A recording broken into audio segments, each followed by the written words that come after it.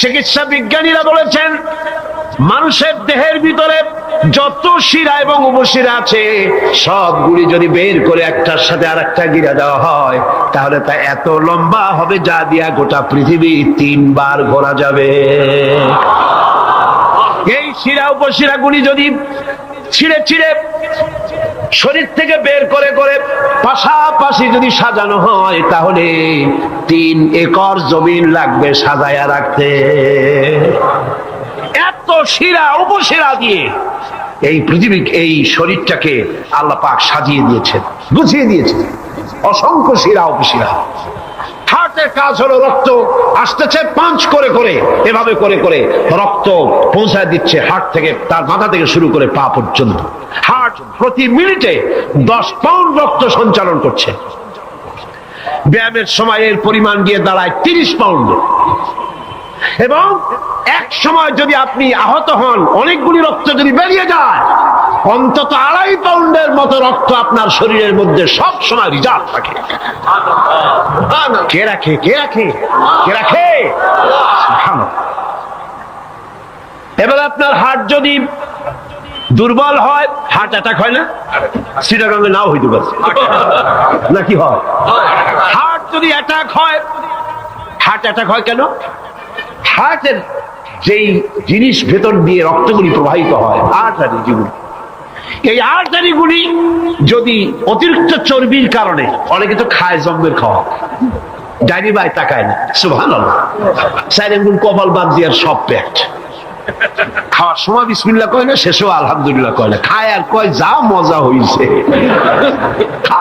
কুলু ওয়া তামাত্তাউ। পাইকারি দরে খেলে পরে চর্বি হবে। এই চর্বিগুলো গিয়ে হার্টের যে আর্টারিগুলি আছে, রগ আছে, এই রগগুলির ভিতরে চর্বি জমে যায়। চর্বি জমার কারণে রক্ত পাস করতে পারে না, হার্ট অ্যাটাক করে। হার্ট অ্যাটাক করলে পরে রোগী যদি বেঁচে যায় তাহলে বাইপাস অপারেশন করতে হয়। বাইপাস অপারেশন করতে যখন যায় তখন তার জন্য রগ দরকার। ওই যেটা ব্লক হয়েছে ওটা ফেলে দিতে হবে, নতুন আরেকটা রগ লাগবে। এবার আপনি দেখেন আমার আল্লাহর কুদরতের দিকে তাকান। আপনার হার্ট অ্যাটাক করতে পারে, নতুন করে একটা রগের দরকার হতে পারে। এই রগ গরুর রগ দিয়া হবে না, এই রগটা ছাগলের রগ দিয়া হবে না। কোথায় পাবেন রগ? কে দেবে আপনার রগ? আল্লাহ পাক আপনার পায়ের ভেতরে রানের মধ্য দিয়া স্পায়ার রগ সেখানে রেখে দিয়েছেন। হার্ট অপারেশন যখন করা হয় ডাক্তারেরা ব্লক করা হার্ট, ওই রগটাকে ফেলে দিয়া উরুর ভিতর থেকে রগ বের করে কলিজার মধ্যে লাগায়া দেয়। সুবহানাল্লাহ। একটা কিডনি হলে চলে, আল্লাহ পাক 2টি কিডনি দিয়েছেন, একটা বন্ধ হলে যেন আর একটা দিয়ে সে যেন চলতে পারে। সুবহানাল্লাহ। মানুষের শরীরের ভেতরে এই পরিমাণ লেমন আছে যা দিয়া একটা ঘর সাদা বানানো যায়, এই পরিমাণ ফসফরাস আছে যা দিয়া 2500 ম্যাচ বানানো যায়। তোমার শরীরের ভিতরে আমার নিদর্শন আছে। মানুষের এই আশ্চর্যজনক দেহটাকে ঢেকে দেওয়া হয়েছে একটি শীতাতপ নিয়ন্ত্রিত চামড়া দিয়া। সেই চামড়াটা 20 বর্গ ফিট।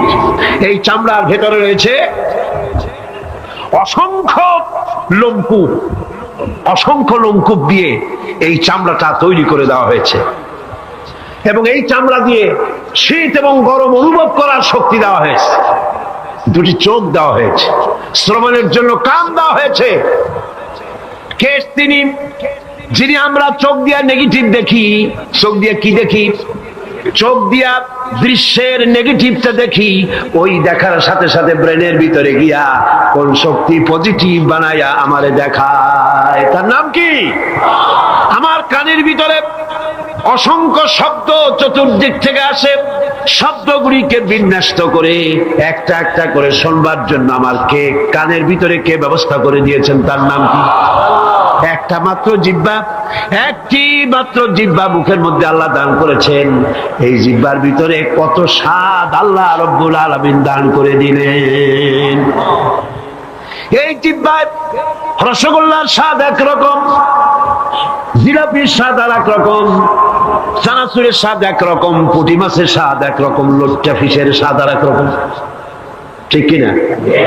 শুটকি মাছের স্বাদ আর এক রকম, কাবাবের স্বাদ আর এক রকম, আপেলের স্বাদ একরকম, বড়ের স্বাদ একরকম। একটা জিহ্বা দিয়া হাজারো স্বাদ নেওয়ার তৌফিক দিলেন আল্লাহ। সেই খাবার সময় বিসমিল্লাহ বলে না, পরেও আলহামদুলিল্লাহ কয় না। এত নিয়ামত দিয়ে আল্লাহ পাক এই শরীরকে সাজিয়েছেন, শরীরটাকে সুন্দর করেছেন, সুগঠিত করেছেন। আল্লাহ পাক বলেন, তোমার শরীরের ভিতরে রয়েছে আমার দৃষ্টান্ত, এগুলি দেখো। তোমার ব্রেইন, মানুষের মাথায় যে মাথার ভিতরে যে ব্রেইন দেওয়া হয়েছে, এর ভিতরে রয়েছে অসংখ্য সেল, যার মধ্যে বুদ্ধি, প্রজ্ঞা, সুখ, দুঃখ, মেমোরি। এই পৃথিবীতে মানুষের মাথায় যে ব্রেন দেওয়া হয়েছে, এটা সর্বোচ্চ ওজন হচ্ছে 3 পাউন্ড। 3 পাউন্ড ওজনের এই বস্তুটিকে রাখা হয় মাথার খুঁড়ির মধ্যে, মাথার মাঝখানে। এই ব্রেন দেহের কোটি কোটি সেনা প্রহরীকে পাহারার কাজে লাগায়। ব্রেন বুদ্ধি দিয়ে লাগায়। কম্পিউটারের যে মেমোরি শক্তি আছে, পৃথিবীর মানুষের মাথায় আল্লাহ পাক যে মেমোরি দিয়েছেন, যে স্মৃতি শক্তি দিয়েছেন, সারা পৃথিবীর সমস্ত ডাটা, সমস্ত ইনফরমেশন সবগুলি মানুষ যদি তার মেমোরিতে নিয়ে নেয়, তারপরেও আল্লাহ পাক মেমোরিতে এত জায়গা করেছেন যে তার 1 লক্ষ ভাগের 1 ভাগও ভরবে না। এই ব্রেন দিয়ে আল্লাহ পাক মানুষকে বুঝতে বলেছেন, তাকাও, লক্ষ্য করো, আমার পৃথিবী দেখো, দুনিয়া দেখো, নিজেকে দেখো, এবং আমার অস্তিত্বের কথা স্বীকার করো। আমি তোমাকে সৃষ্টি করেছি। আজকে আমাদের সন্তানদেরকে যদি কোরআন থেকে আজকে যে কথাগুলি বললাম, এই কথাগুলি যদি কলেজে বিশ্ববিদ্যালয়ে পড়ানো হতো, আমার ছেলে কি নাস্তিক হতে পারত? বলেন, আমার এই ছেলে কলেজে বিশ্ববিদ্যালয়ে যেসব ছেলেপেলেরা পড়ে, এগুলি কি বোম্বাই থেকে আসছে না মঙ্গল গ্রহ থেকে নাজিল হয়েছে? আমাদের ছেলেপেলে কিনা? এই ছেলে যখন প্রাইমারি স্কুলে পড়তো, তখন রমজান মাসে সেহরি করতে না উঠাইলে সকালবেলায় মা বাপের উপরে অভিমান করে, রাগ করে, কান্দাকাটি করে না খাইয়া সারাদিন রোজা রেখেছে। ঠিক না? বলেন আমার এই কথাটা ঠিক কিনা? এই ছেলেটি প্রাইমারি ছেড়ে হাই স্কুলে যখন গিয়েছে, তখনও সে নামাজ পড়তো, আলেম ওলামা দেখলে ভক্তি করতো, শ্রদ্ধা করত। যেই না কলেজে ঢুকলো, নামাজ গেল, রোজা গেল, চরিত্র গেল। এরপরে আলেম ওলামা পীর বুজুর্গ দেখলি বলতে থাকে, এরা এই দেশটারে খাইছে। দেশ খাইলো কেমন? আলেম ওলামারা তারা কি দেশে কখনো ক্ষমতায় গেছে? বলেন গেছে? তাহলে বলো না, তো জীবনে ক্ষমতাই যায় নাই, তারা দেশ খাইলো কি করে? যারা ক্ষমতায় থাকে ওরা খায় না, যারা ক্ষমতায় যায় না ওরা খায় জম্বেল খাওয়া। আশ্চর্য কথা, এরাই দেশ তারা খাইছে। নামাজ নাই, রোজা নাই, তারপরে বলা শুরু করে আল্লাহ নাই। এরপরে ডুফুর্তি, নো চিন্তা, জেনা, ব্যভিচার, মদ, জুয়া ইত্যাদিতে লিপ্ত হয়ে গেল। আমার সোনার টুকরা ছেলে যেই না গেল বিশ্ববিদ্যালয়, কয়লার টুকরায় পরিণত হয়ে গেল। ঠিক কিনা? এটা কে করলো? কে করলো? করেছে এক শ্রেণীর শিক্ষক নামের কলঙ্ক, যারা শান্তিনিকেতনের গোলাম, যারা মার্কস এবং লেনিনের গোলাম, মাও সেতুংয়ের গোলাম। এই গোলামেরা দুনিয়ার মানুষকে, আমার সন্তানগুলিকে ধ্বংস করে দিল।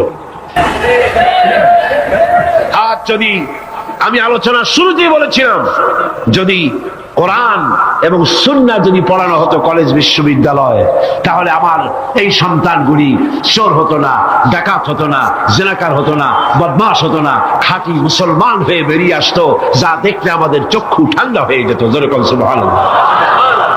সেই ধরনের এই কোরআন ভিত্তিক শিক্ষা ব্যবস্থা বাংলাদেশে চালু হোক, তা কি আপনারা চান? যারা বলেন চান, যারা চান, 2 হাত উঁচু করে দেখান। আচ্ছা, আপনারা বলেন তো, এই চট্টগ্রামে কয়জন হিন্দুকে আপনারা পিটায় ভারতে পাঠাইছেন? বলেন। একজনও না। গত পূজায় কয়টা মূর্তির কল্লা ভাঙছেন? বলেন। একটাও ভাঙেন না, একটাও ভাঙেন না। তাহলে যারা এই চট্টগ্রামে আপনারা যে সাক্ষী দিলেন, একই সাক্ষী দেবে সারা বাংলাদেশ। কোথাও কোনো হিন্দুদেরকে মারা হয় নাই, বাড়িঘর ভাঙা হয় নাই, মূর্তি ভাঙা হয় নাই, মন্দির ভাঙ্গা তো দূরের কথা, গভর্নমেন্ট মন্দির বানিয়ে দিয়েছে। সুতরাং যারা দেশে এবং বিদেশে গিয়ে বাংলাদেশ সাম্প্রদায়িক সম্প্রীতি নাই বলে, তারা ক্ষমতায় যাওয়ার জন্য উন্মাদ হয়ে গিয়েছে, পাগল হয়ে গিয়েছে। মিথ্যা কথা বলা উচিত না। আমাদের দেশে যদি সাম্প্রদায়িক সম্প্রীতি না থাকে, তাহলে সাম্প্রদায়িক সম্প্রীতি বাংলাদেশের থেকে ভালো কোন দেশে, ওই দেশের নামটা আমি শুনতে চাই। এই তো ভারত, আমাদের প্রতিবেশী দেশ। 1947 সনের 15ই আগস্ট ওরা স্বাধীন হলো, আর 1947 সনের 14ই আগস্ট ব্রিটিশের গোলামি থেকে আমরা স্বাধীন হলাম। এটা ঐতিহাসিক সত্য কিনা? এই স্বাধীনতা লাভের পর আমরা আবার দ্বিতীয়বার 2 বার স্বাধীনতার মজা পেয়েছি। এই 47 থেকে নিয়ে আজ পর্যন্ত বাংলাদেশে কমিউনাল রায়ট, ধর্মীয় দাঙ্গা হাঙ্গামা, হিন্দু মুসলমান মারামারি কয়বার হয়েছে বলেন? জানা থাকলে বলেন কয়বার? একবারও হয় নাই। এবার তাকিয়ে দেখেন ভারতের দিকে, 1947 থেকে শুরু করে 2004-এর আজ 24শে ডিসেম্বর এই পর্যন্ত ভারতে সাম্প্রদায়িক দাঙ্গা হয়েছে 20,000-বারেরও বেশি। সেটা নিয়ে মাথা যন্ত্রণা নাই, মাথা যন্ত্রণা আমাদেরটা নিয়ে। আল্লাহর মেহেরবানি, বাংলাদেশ সহস্র বছরে সাম্প্রদায়িক সম্প্রীতির ইতিহাস সৃষ্টি করেছে। আলহামদুলিল্লাহ বলেন, জোরে বলেন আলহামদুলিল্লাহ। কাজী এদিক থেকে এখন আমরা ভালো আছি, ঠিক কিনা? আইন শৃঙ্খলার দিক থেকে একটু অবনতি হয়ে গেছিল ঠিক, কিন্তু এখন অবস্থা ভালো কিনা? অবস্থা ভালো কিনা? দোয়া করতে থাকেন আল্লাহ যেন আরো ভালো বানান। বলেন আমিন। বলেন আরো বলেন আমিন। শুকর আদায় করবেন, আল্লাহ নিয়ামত বাড়ায় দেবে। শুকর করবেন না, আবার আযাব আসবে। শুকর সিজদা করতে হবে একমাত্র কাকে? আল্লাহ তাআলাকে। আল্লাহ রাব্বুল আলামিন বলেন, লা তাসজুদু লিশ-শামসি ওয়ালা লিল-কামারি ওয়াসজুদু লিল্লাহিল্লাযী খালাকাহুন্না ইন কুনতুম ইয়্যাহু তা'বুদুন। চন্দ্র এবং সূর্যকে সিজদা করো না। কে বলেছেন? আল্লাহ তাআলা বলেছেন। সিজদা করো শুধু আল্লাহকেই, কারণ সব কিছু তিনি সৃষ্টি করেছেন। সূর্য কে সৃষ্টি করেছেন? চন্দ্র কে করেছেন? যে পীরের মাজারে যায় সিজদা দেয় লোকেরা, ওই পীরের কে বানাইছে? জোরে বলেন কে বানাইছে? আল্লাহ রাব্বুল আলামিন। তাছাড়া কাউকে সিজদা দিলে কাফের হয়ে যাবে। বলেন নাউযুবিল্লাহ। মা ইয়ানতিকু আনিল হাওয়া ইন হুয়া ইল্লা ওয়াহিয়ুন ইউহা। আমার নবী নফসকে অনুসরণ করে, প্রবৃত্তিকে অনুসরণ করে কোনো কথা বলেন না। আমার নবী যেটা বলেন সেটা হলো ওহী। আমি যা বলতে বলি তাই তিনি বলেন। ওয়ালাউ তাকাওয়ালা আলাইনা বা'দাল আকাবিল। আমার নবী যদি নিজের থেকে বানিয়ে কোনো কথা যদি কোরআনের ভিতরে আমার নামে চালায় দিতেন, আমি আল্লাহ রাব্বুল আলামিন আমার নবীর ডান হাতকে চেপে ধরতাম, আর তার কণ্ঠ নালীকে আমি আল্লাহ রাব্বুল আলামিন কেটে ফেলে দিতাম। তিনি যা বলেছেন সব কার কথা? আল্লাহ পাকের কথা।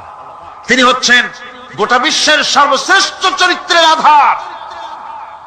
তার চরিত্রের সার্টিফিকেট আল্লাহ পাক দিচ্ছেন। চরিত্রের সার্টিফিকেট কে দিলেন? আল্লাহ পাক দিয়েছেন।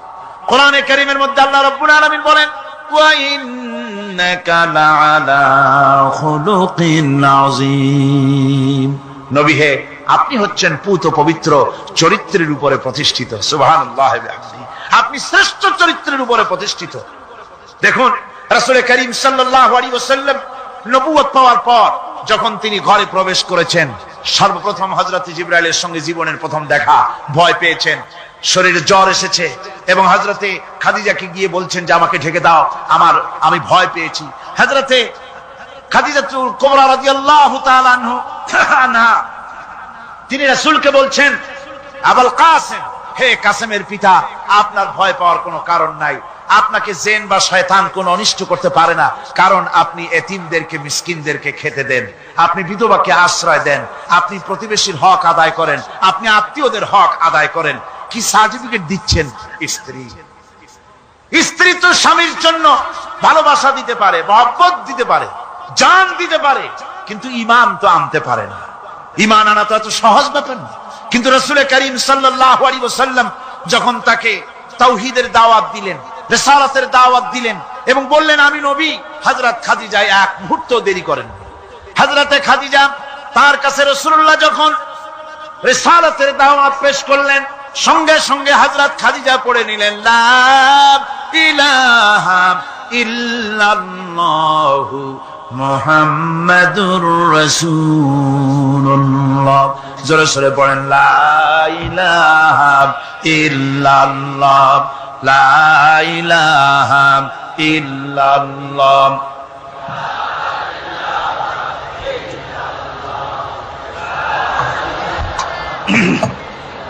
মুহাব্বতের সাথে জোরে সোরে পড়েন লা ইলাহা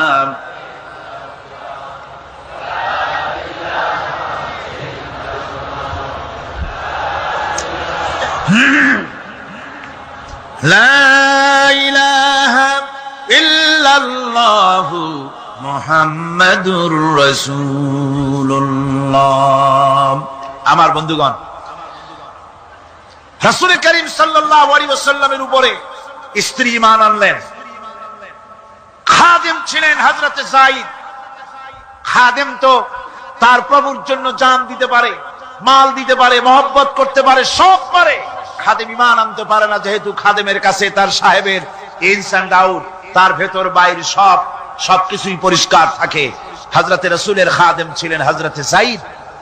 হযরত যায়েদ তার উপরে যখন 15 বছর খাদেম ছিলেন রাসূলুল্লাহ, হুজুর যখন তার কাছে দাওয়াত পেশ করলেন, যখন রিসালাতের দাওয়াত পেশ করলেন, তাওহীদের দাওয়াত দিলেন, খাদেম যায়েদ একটু চিন্তা করলেন না, সাথে সাথে পড়লেন লা ইলাহা ইল্লাল্লাহু মুহাম্মাদুর রাসূলুল্লাহ। রাসূলের বন্ধু ছিলেন হযরত আবু বকর সিদ্দিক রাদিয়াল্লাহু তাআলা আনহু। 20 বছরের বন্ধু। কত বছরের বন্ধু? 20 বছর। 20 বছর বসে একজন বন্ধু আর একজন বন্ধুকে চিনতে মোটেই কিছু বাকি থাকে না।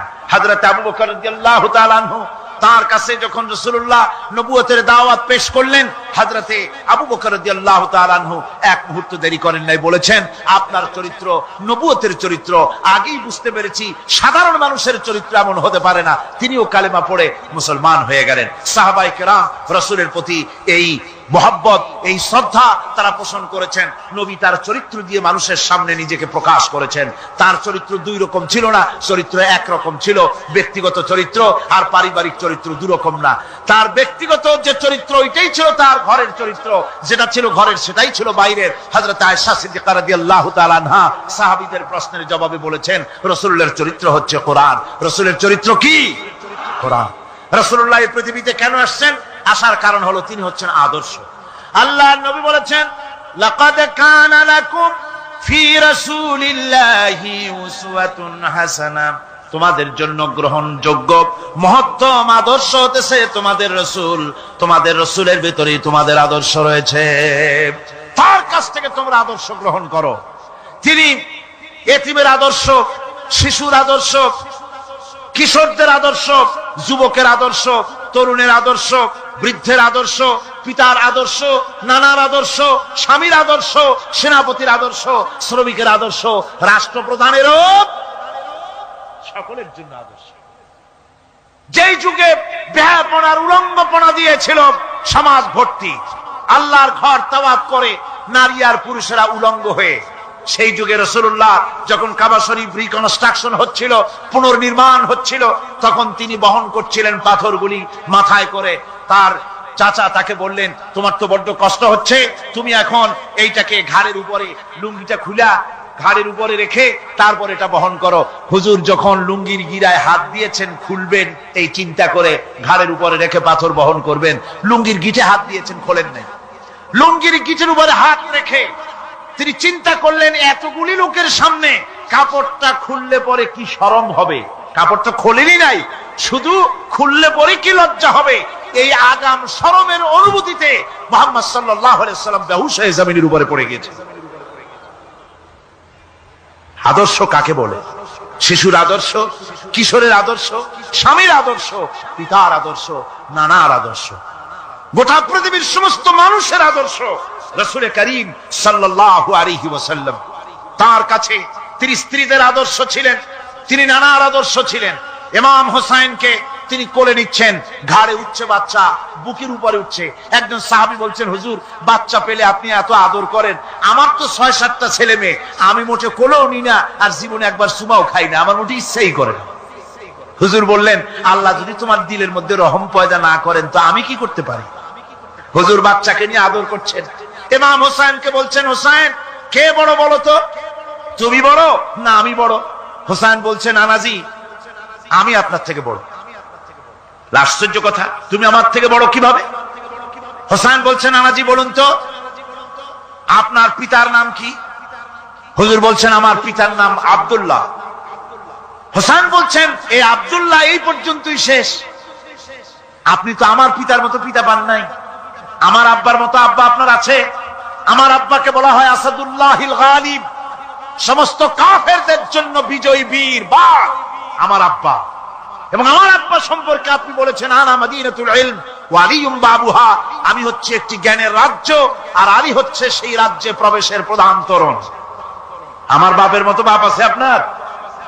হুজুর আশ্চর্য হয়ে গেলেন, বাচ্চা বলে কি? হোসেন বলছেন, নানাজি এবার কোন তো দেখি, এবার বলুন তো দেখি আপনার মায়ের নাম কি? হুজুর বলছেন, আমার মায়ের নাম আমেনা। হযরত হোসেন বলছেন, এই আমেনা পর্যন্তই শেষ, কয়জনে চিনবে কর? আমার মায়ের মতো একটা মা আপনার আছে? আমার মায়ের মতো একটা মা আপনি পেয়েছেন? আমার মাকে চেনেন? আমার মা হচ্ছেন জান্নাতের সাইয়্যিদাতুন নিসা, জান্নাতের সমস্ত মহিলাদের সরদারিনী আমার মা ফাতিমাতুজ জাহরা রাদিয়াল্লাহু তাআলা আনহা। আমার মায়ের মতো একটা মা আপনি পেয়েছেন? হোসেন বলছেন, নানাজি আরো বলবো নাকি? কয় হ্যাঁ বলো। বলছেন, নানাজি এবার কোন তো দেখি আপনার নানার নাম কি? হুজুর বলছেন, আমার নানার নাম আব্দুল ওয়াহাব। হোসেন বলছেন, এবার আপনি মানুষের কাছে জিজ্ঞেস করেন কয়জন এই আব্দুল ওয়াহাব রয়েছেন? আপনি কি আমার নানার মতো একটা নানা পেয়েছেন? আমার নানাকে আপনি জানেন? আমার নানা সাইয়্যিদুল মুরসালিন, আশরাফুল আম্বিয়া, রাহমাতুল লিল আলামিন, বিশ্বনবী জনাবে মুহাম্মদ রাসূলুল্লাহ সাল্লাল্লাহু আলাইহি ওয়াসাল্লাম।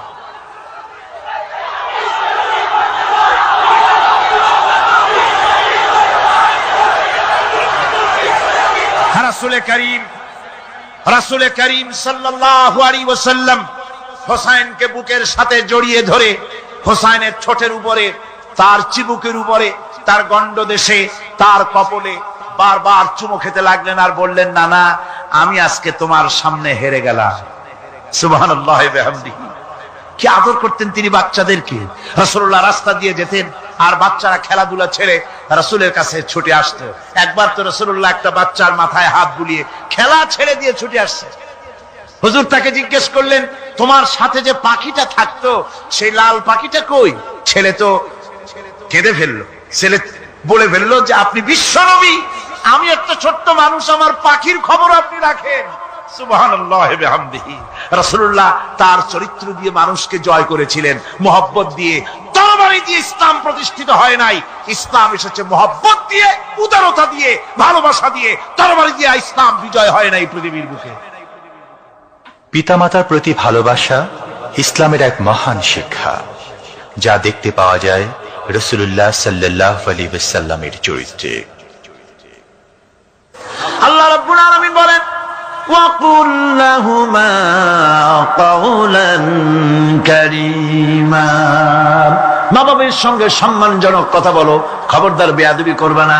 আর মা বাপের জন্য, তাদের জন্য আমি আল্লাহ রাব্বুল আলামিনের কাছে দোয়া করো, রব্বিরহামহুমা কামা রাব্বায়ানি সাগীরা। পড়েন সবাই, রব্বিরহামহুমা কামা রাব্বায়ানি সাগীরা।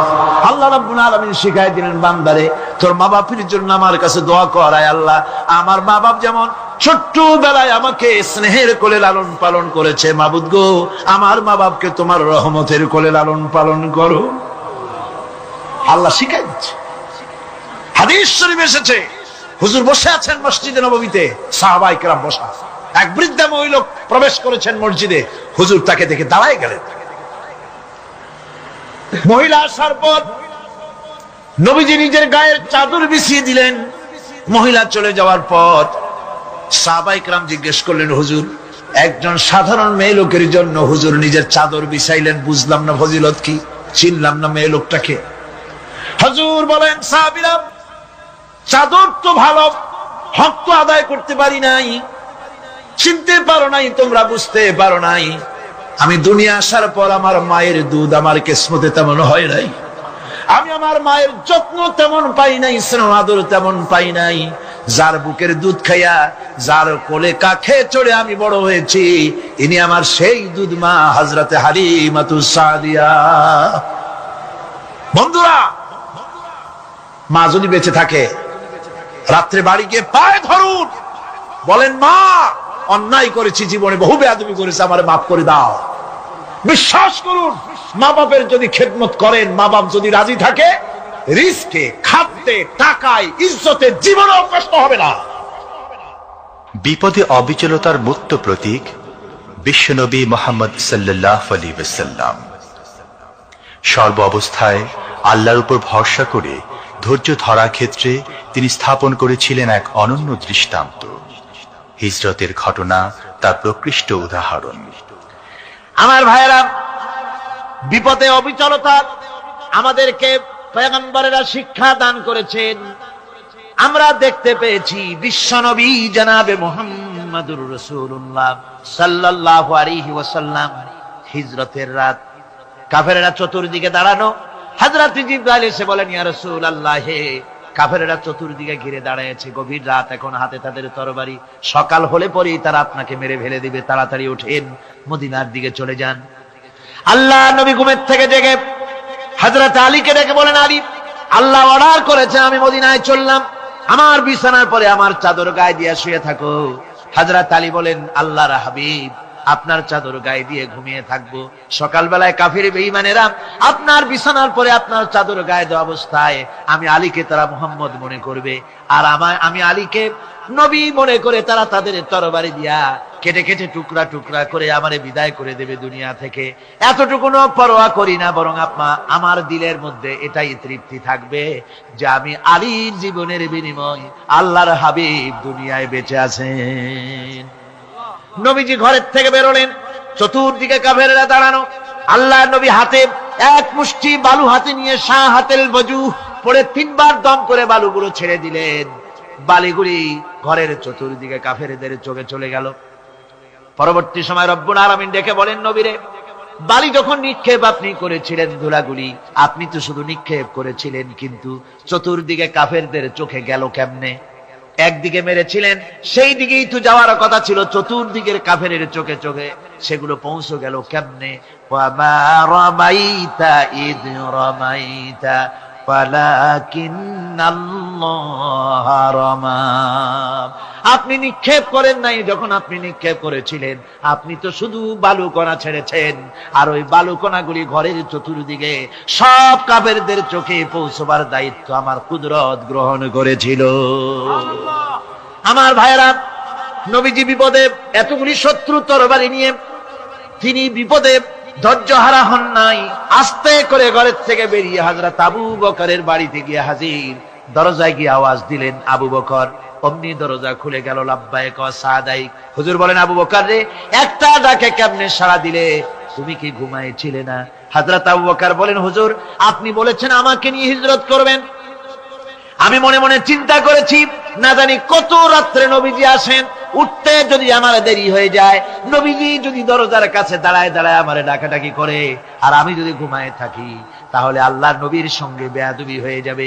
এই মনে করে বিছানায় না ঘুমাইয়া আপনার গলার আওয়াজ শোনার জন্য এই দরজার সঙ্গে পিঠ লাগাইয়া লাগাইয়া দাঁড়াইয়া ঘুমাচ্ছিলাম।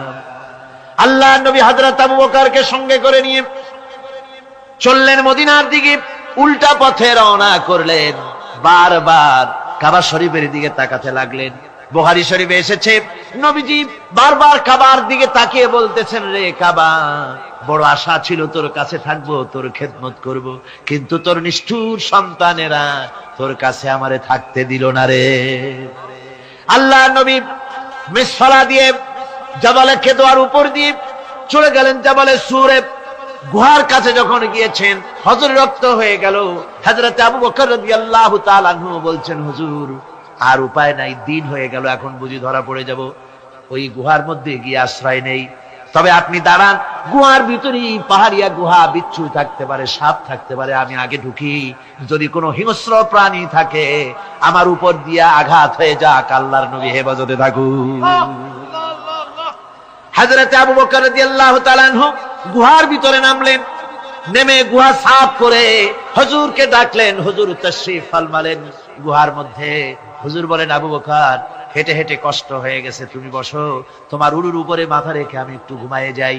আল্লাহর হাবিব ঘুমায় গেলেন। হযরত আবু বকর লক্ষ্য করে দেখেন চতুর্দিকে অনেকগুলি গর্ত দেখা যায়, এই গর্ত থেকে সাপ আসতে পারে, বিচ্ছু আসতে পারে মনে করে নিজের গায়ের চাদর ছিঁড়ে ছিঁড়ে গর্তগুলি বন্ধ করা শুরু করে দিলেন। কয়েকটা গর্ত বন্ধ করার মতো চাদর আর নাই, পাও দিয়ে চেপে ধরলেন। এক পাহাড়িয়া বিষধর সাপ বেরোবার জন্য চেষ্টা করে বেরোবার পথ খুঁজে না পেয়ে হযরত আবু বকরের পায়ের উপরে দংশন করেছে। বিষের যন্ত্রণায় হযরত আবু বকরের চোখ থেকে পানি দরদর করে পড়ছে। রাসূলুল্লাহর ঘুম ভেঙে গেল। আল্লাহর নবী তাকিয়ে বলেন, আবু বকর, চোখে পানি কেন? বাড়ির কথা বুঝি মনে পড়ে গেছে? হযরত আবু বকর বলেন, ইয়া রাসূলুল্লাহ, আল্লাহর নামে কসম করে বলি, যেই দিন আমি ঈমান এনেছি ওই দিন থেকে আমার মা বাপ, আমার কোলে আমার সন্তান, আমার স্ত্রী, আমার জায়গা জমি ঘর বাড়ি, এমনকি আমার নিজের আত্মার চাইতে হুজুর আপনারে ভালোবাসি বেশি। তাহলে কাঁদো কেন? হযরত আবু বকর বলেন, হুজুর, বাড়ির জন্য কাঁদি না, ছেলেপেলের জন্য কাঁদি না, সাপে দংশন করেছে, যন্ত্রণায় কাঁদতেছি। আল্লাহর নবী সঙ্গে সঙ্গে মুখ থেকে থুতু বার করে যন্ত্রণার জায়গায় লাগাই দিলেন, সঙ্গে সঙ্গে যন্ত্রণা বন্ধ হয়ে গেল। হুজুর বললেন, আবু বকর, প্রথম যখন তোমার এই আঘাত করেছিল সাপে, আমাকে কেন তাড়াতাড়ি বলো নাই? এতক্ষণ তো তোমার কষ্ট হতো না। হযরত আবু বকর বলেন, ইয়া রাসূলুল্লাহ, ওটা তো সাপে কাটার যন্ত্রণা, ওই যন্ত্রণায় আমার রক্ত জ্বলতেছে, যন্ত্রণায় যন্ত্রণায় আমার কলেজাটা যদি ফেটেও যেত। আল্লাহর হাবিব আরাম ফরমাচ্ছিলেন, আমি তাকে আরামে বিঘ্ন ঘটাতে পারতাম না।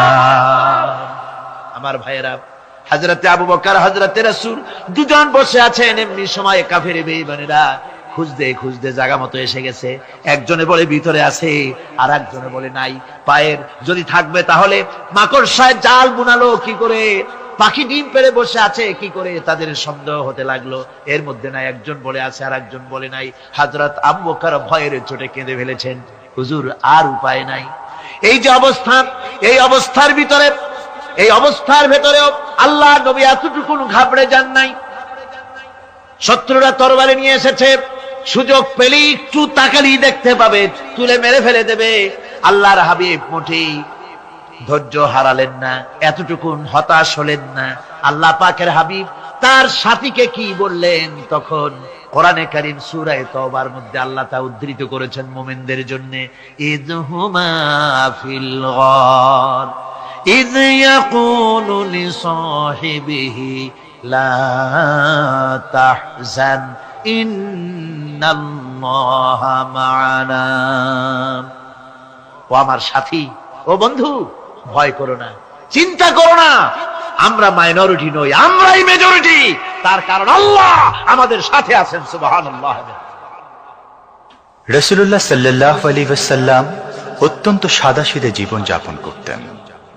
হিজরত করে মদিনায় গিয়ে ইসলামী রাষ্ট্র কায়েম করার পরও তার দায়িত্বটা কাটেনি। হাদিসে এসেছে সে কথা। হযরত আবু হুরায়রা রাদিয়াল্লাহু তাআলা আনহু বলেন, আমি রাসূলুল্লাহর কাছে গেলাম, হুজুরকে গিয়ে সালাম করলাম। আল্লাহর নবী সালামের জবাব দিলেন, কিন্তু দেখতে পেলাম মুখ নড়ে, আওয়াজ বেরোলো না। কারণ কি? কাছে গিয়ে দেখি নবীজি ক্ষুধার যন্ত্রণায় কথা বলতেছেন, আওয়াজ বেরোতেছে না। এত ক্ষুধা লেগেছে আল্লাহর নবীর। 2-4 দিন চলে গেছে, খাবার নাই। রাসূলুল্লাহ সমস্ত গনিমতের মাল, যাকাত সদকার মালগুলি, খাদ্য দ্রব্যগুলি দুহাতে বিতরণ করেছেন। নিজের পেটে খাবার নাই, মানুষকে দিতেছেন। দিতে দিতে এশার নামাজ পড়ে নবীজি ঘরের মধ্যে প্রবেশ করে হযরত আয়েশা সিদ্দিকা রাদিয়াল্লাহু তাআলা আনহাকে ডেকে বলেন, আয়েশা রে, সারাদিন কষ্ট করেছি, দারুণ ক্ষুধা লেগেছে, তাড়াতাড়ি করে কিছু খাবার আমারে এনে দাও। হযরত আয়েশা হুজুরের ক্ষুধার্ত শ্রান্ত ক্লান্ত চেহারার দিকে তাকাইয়া হযরত আয়েশা কেঁদে ফেলেছেন। হযরত মা আয়েশা কাঁদেন আর বলেন, ইয়া রাসূলুল্লাহ, আল্লাহর নামের কসম করে বলি, আমি আয়েশার ঘরে কোনো পানি ছাড়া কোনো খাবার নাই। এই ছিল রসুলের আদর্শ। হাদিস শরীফে এসেছে, আল্লাহর নবী বলেন, তোমরা যদি রাষ্ট্রীয় ক্ষমতায় যাও, বাড়ি না থাকলে সরকারি খরচ একটা বাড়ি নিতে পারো।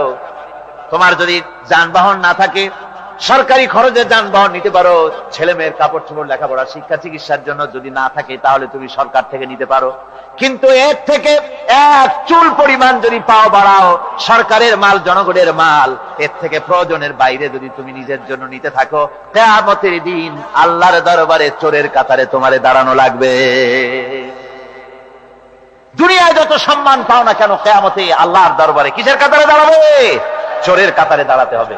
রাসূল পাক সাল্লাল্লাহু আলাইহি ওয়াসাল্লাম এমন এক সমাজ কায়েম করেছিলেন। আমার হতাশাগ্রস্ত ছাত্ররা, যেসব ছাত্ররা সমাজতন্ত্র তোমরা করো, যারা সমাজতন্ত্র করতে হতাশাগ্রস্ত হয়েছে, এখন যাব কোথায় বলে হতাশ হয়ে গিয়েছো তোমরা, আমরা তোমাদেরকে দাওয়াত দেই, কোরআনের মাহফিল থেকে দাওয়াত দেই, ফিরে আসো। হতাশ হওয়ার কোনো কারণ নাই। লেনিন মরার, ও মরে গেছে। কার্ল মার্কস মরার, মরে গেছে, পচে গেছে, গলে গেছে, দুনিয়া থেকে শেষ হয়ে গিয়েছে। আল্লাহ নবীর নেতৃত্ব, সূর্য যতদিন উঠবে আর ডুববে, নবীজির নেতৃত্ব শেষ হবে না। ওই নেতৃত্বে আসো, রাসূলের নেতৃত্ব মেনে নাও, কোরআনের শাসন মেনে নাও, তাহলেই শান্তি পাবে তোমরা।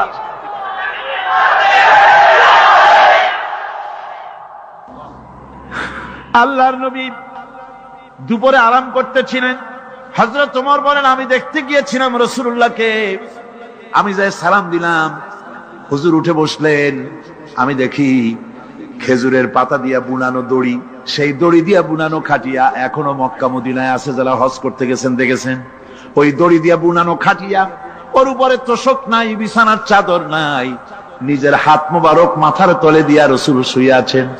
ওমরকে দেখে হুজুর উঠে বসলেন।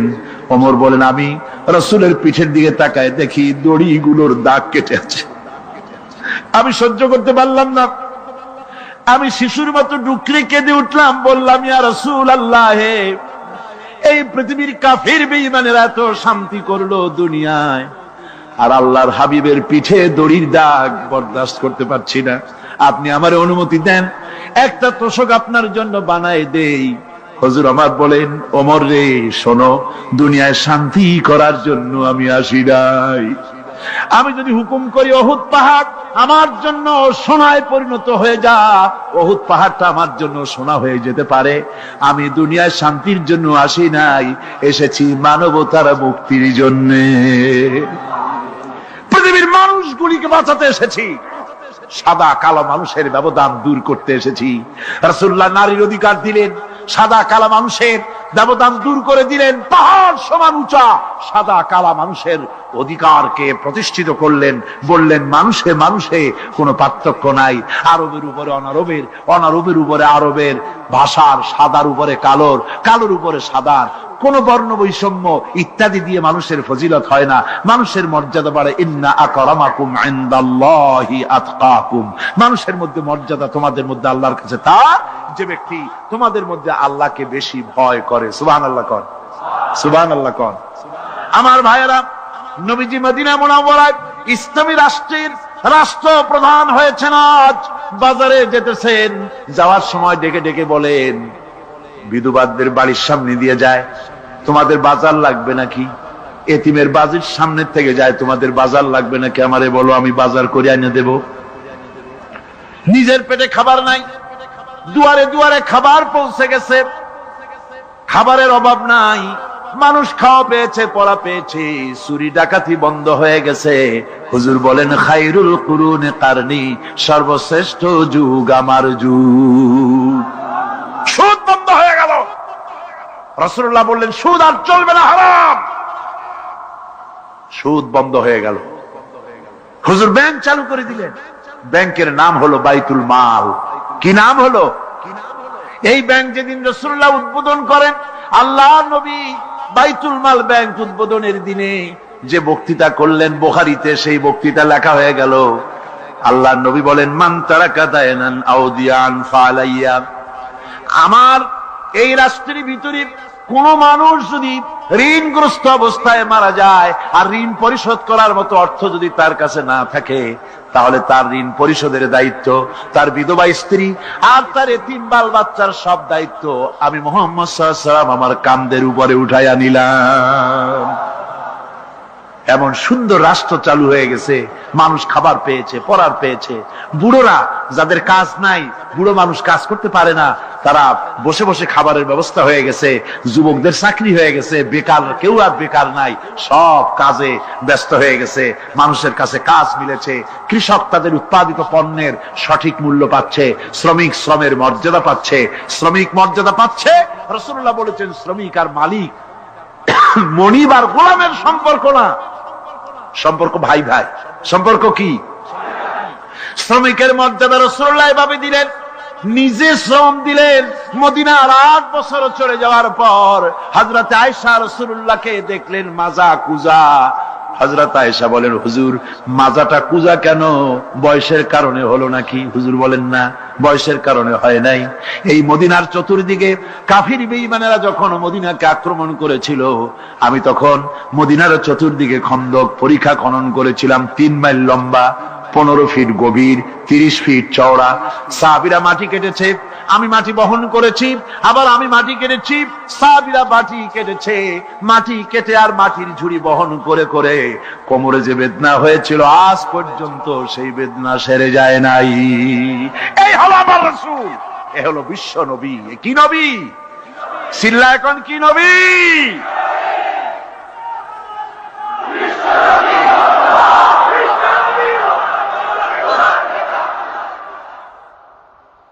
হুকুম করি ওহুদ পাহাড় আমার জন্য সোনায় পরিণত হয়ে যা। ওহুদ পাহাড়টা আমার জন্য সোনা হয়ে যেতে পারে। আমি দুনিয়ায় শান্তির জন্য আসি নাই, এসেছি মানবতার মুক্তির জন্য। পৃথিবীর মানুষগুলিকে বাঁচাতে এসেছি, সাদা কালো মানুষের ব্যবধান দূর করতে এসেছি। রাসূলুল্লাহ নারীর অধিকার দিলেন, সাদা কালা মানুষের ব্যবধান দূর করে দিলেন। পাহাড় সমান উঁচা সাদা কালা মানুষের অধিকারকে প্রতিষ্ঠিত করলেন, বললেন মানুষে মানুষে কোনো পার্থক্য নাই।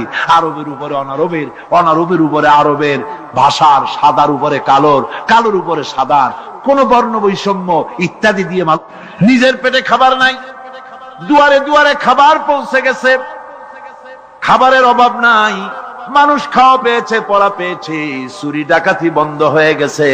হুজুর বলেন খায়রুল কুরুনে কারনি, সর্বশ্রেষ্ঠ যুগ আমার যুগ। সুদ বন্ধ হয়ে গেল। রাসূলুল্লাহ বললেন সুদ আর চলবে না, হারাম। সুদ বন্ধ হয়ে গেল। হুজুর ব্যাংক চালু করে দিলেন। ব্যাংকের নাম হলো বাইতুল মাল। কি নাম হলো? এই ব্যাংক যেদিন রাসূলুল্লাহ উদ্বোধন করেন, আল্লাহর নবী বাইতুল মাল ব্যাংক উদ্বোধনের দিনে যে বক্তৃতা করলেন, বুখারীতে সেই বক্তৃতা লেখা হয়ে গেল। আল্লাহর নবী বলেন মান তারাকা দায়নান আও দিয়ান ফালাইয়া। আমার এই রাষ্ট্রের ভিতরে কোন মানুষ যদি ঋণগ্রস্ত অবস্থায় মারা যায় আর ঋণ পরিশোধ করার মতো অর্থ যদি তার কাছে না থাকে, তাহলে তার ঋণ পরিশোধের দায়িত্ব, তার বিধবা স্ত্রী আর তার এতিম বাল বাচ্চার সব দায়িত্ব আমি মুহাম্মদ সাল্লাল্লাহু আলাইহি ওয়াসাল্লাম আমার কাঁধের উপরে উঠাইয়া নিলাম। এমন সুন্দর রাষ্ট্র চালু হয়ে গেছে, মানুষ খাবার পেয়েছে, পড়ার পেয়েছে। বুড়োরা যাদের কাজ নাই, বুড়ো মানুষ কাজ করতে পারে না, তারা বসে বসে খাবারের ব্যবস্থা হয়ে গেছে। যুবকদের চাকরি হয়ে গেছে, বেকার কেউ আর বেকার নাই, সব কাজে ব্যস্ত হয়ে গেছে, মানুষের কাছে কাজ মিলেছে। কৃষক তাদের উৎপাদিত পণ্যের সঠিক মূল্য পাচ্ছে, শ্রমিক শ্রমের মর্যাদা পাচ্ছে, শ্রমিক মর্যাদা পাচ্ছে। রাসূলুল্লাহ বলেছেন শ্রমিক আর মালিক মনিব আর গোলামের সম্পর্ক না, সম্পর্ক ভাই ভাই। সম্পর্ক কি? শ্রমিকের মর্যাদা রাসূলুল্লাহ এভাবে দিলেন, নিজে শ্রম দিলেন। মদিনার 8 বছর চলে যাওয়ার পর হযরত আয়েশা রাসূলুল্লাহকে দেখলেন মাজা কুজা। হযরত আয়েশা বলেন, হুজুর মাজাটা কুজা কেন? বয়সের কারণে হলো নাকি? হুজুর বলেন, না, বয়সের কারণে হয় নাই। এই মদিনার চতুর্দিকে কাফির বেঈমানেরা যখন মদিনাকে আক্রমণ করেছিল, আমি তখন মদিনার চতুর্দিকে খন্দক পরিখা খনন করেছিলাম, 3 মাইল লম্বা, 15 ফিট গভীর, 30 ফিট চওড়া। সাহাবীরা মাটি কেটেছে, আমি মাটি বহন করেছি, আবার আমি মাটি কেটেছি, সাহাবীরা মাটি কেটেছে, মাটি কেটে আর মাটির ঝুড়ি বহন করে করে কোমরে যে বেদনা হয়েছিল আজ পর্যন্ত সেই বেদনা সেরে যায় নাই। এই হলো আমার রাসূল, এ হলো বিশ্ব নবী। কি নবী? সিল্লা এখন কি নবী?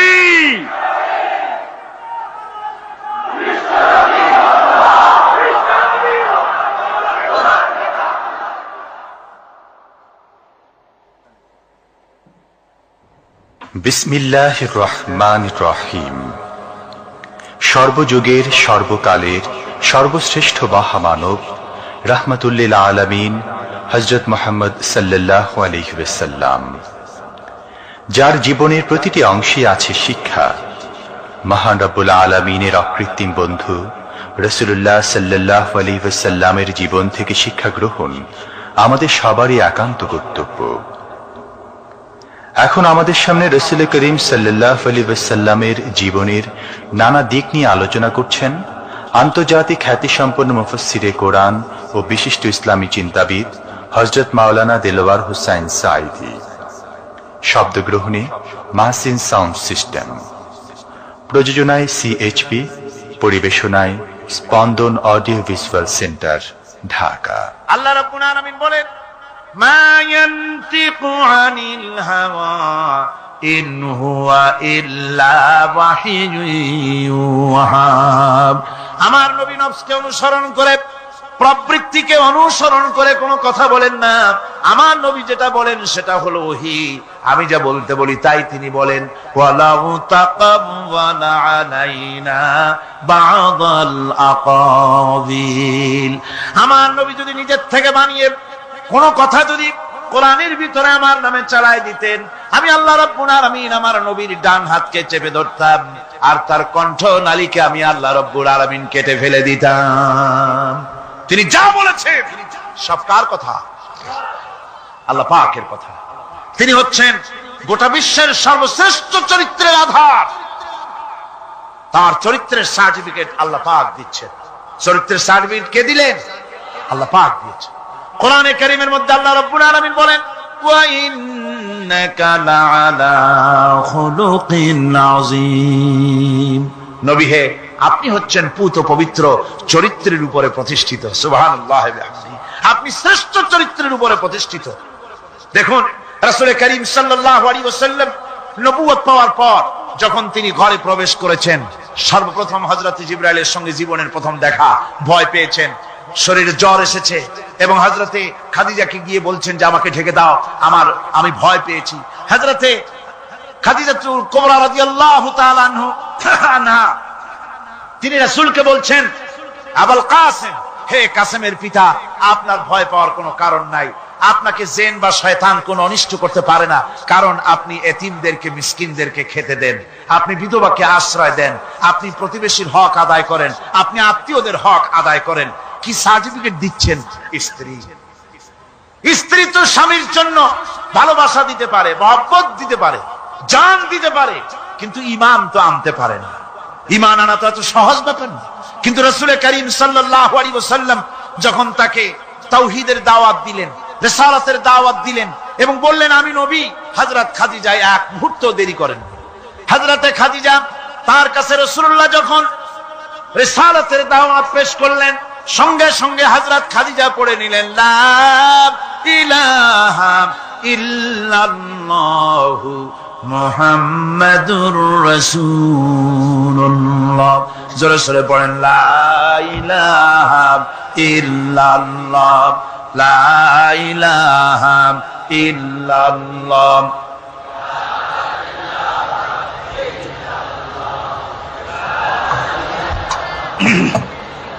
মহব্বতের সাথে জোরে সরে পড়েন, লা ইলাহা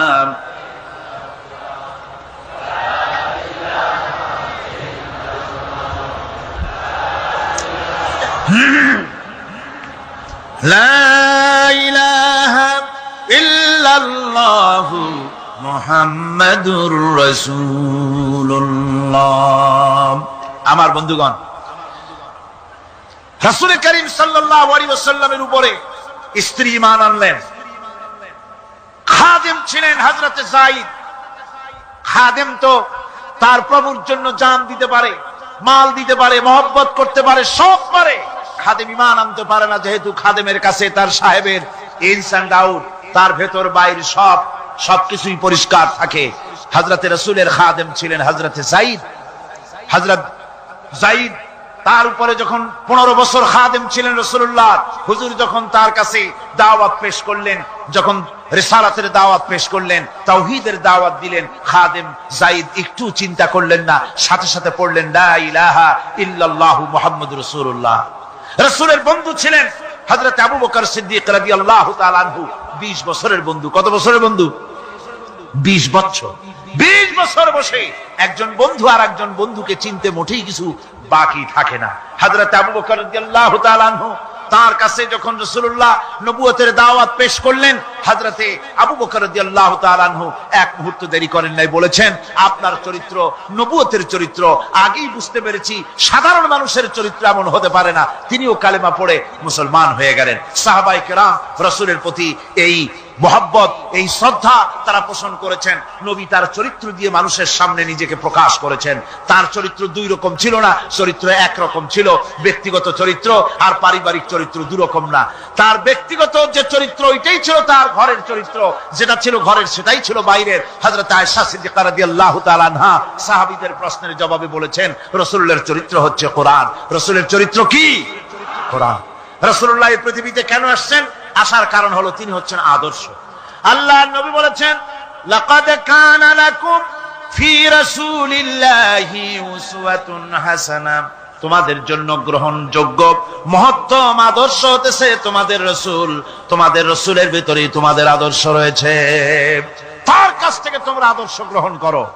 তিনি এতিমের আদর্শ, শিশুর আদর্শ, কিশোরদের আদর্শ, যুবকের আদর্শ, তরুণের আদর্শ, বৃদ্ধের আদর্শ, পিতার আদর্শ, নানার আদর্শ, স্বামীর আদর্শ, সেনাপতির আদর্শ, শ্রমিকের আদর্শ, রাষ্ট্রপ্রধানেরও সকলের জন্য আদর্শ।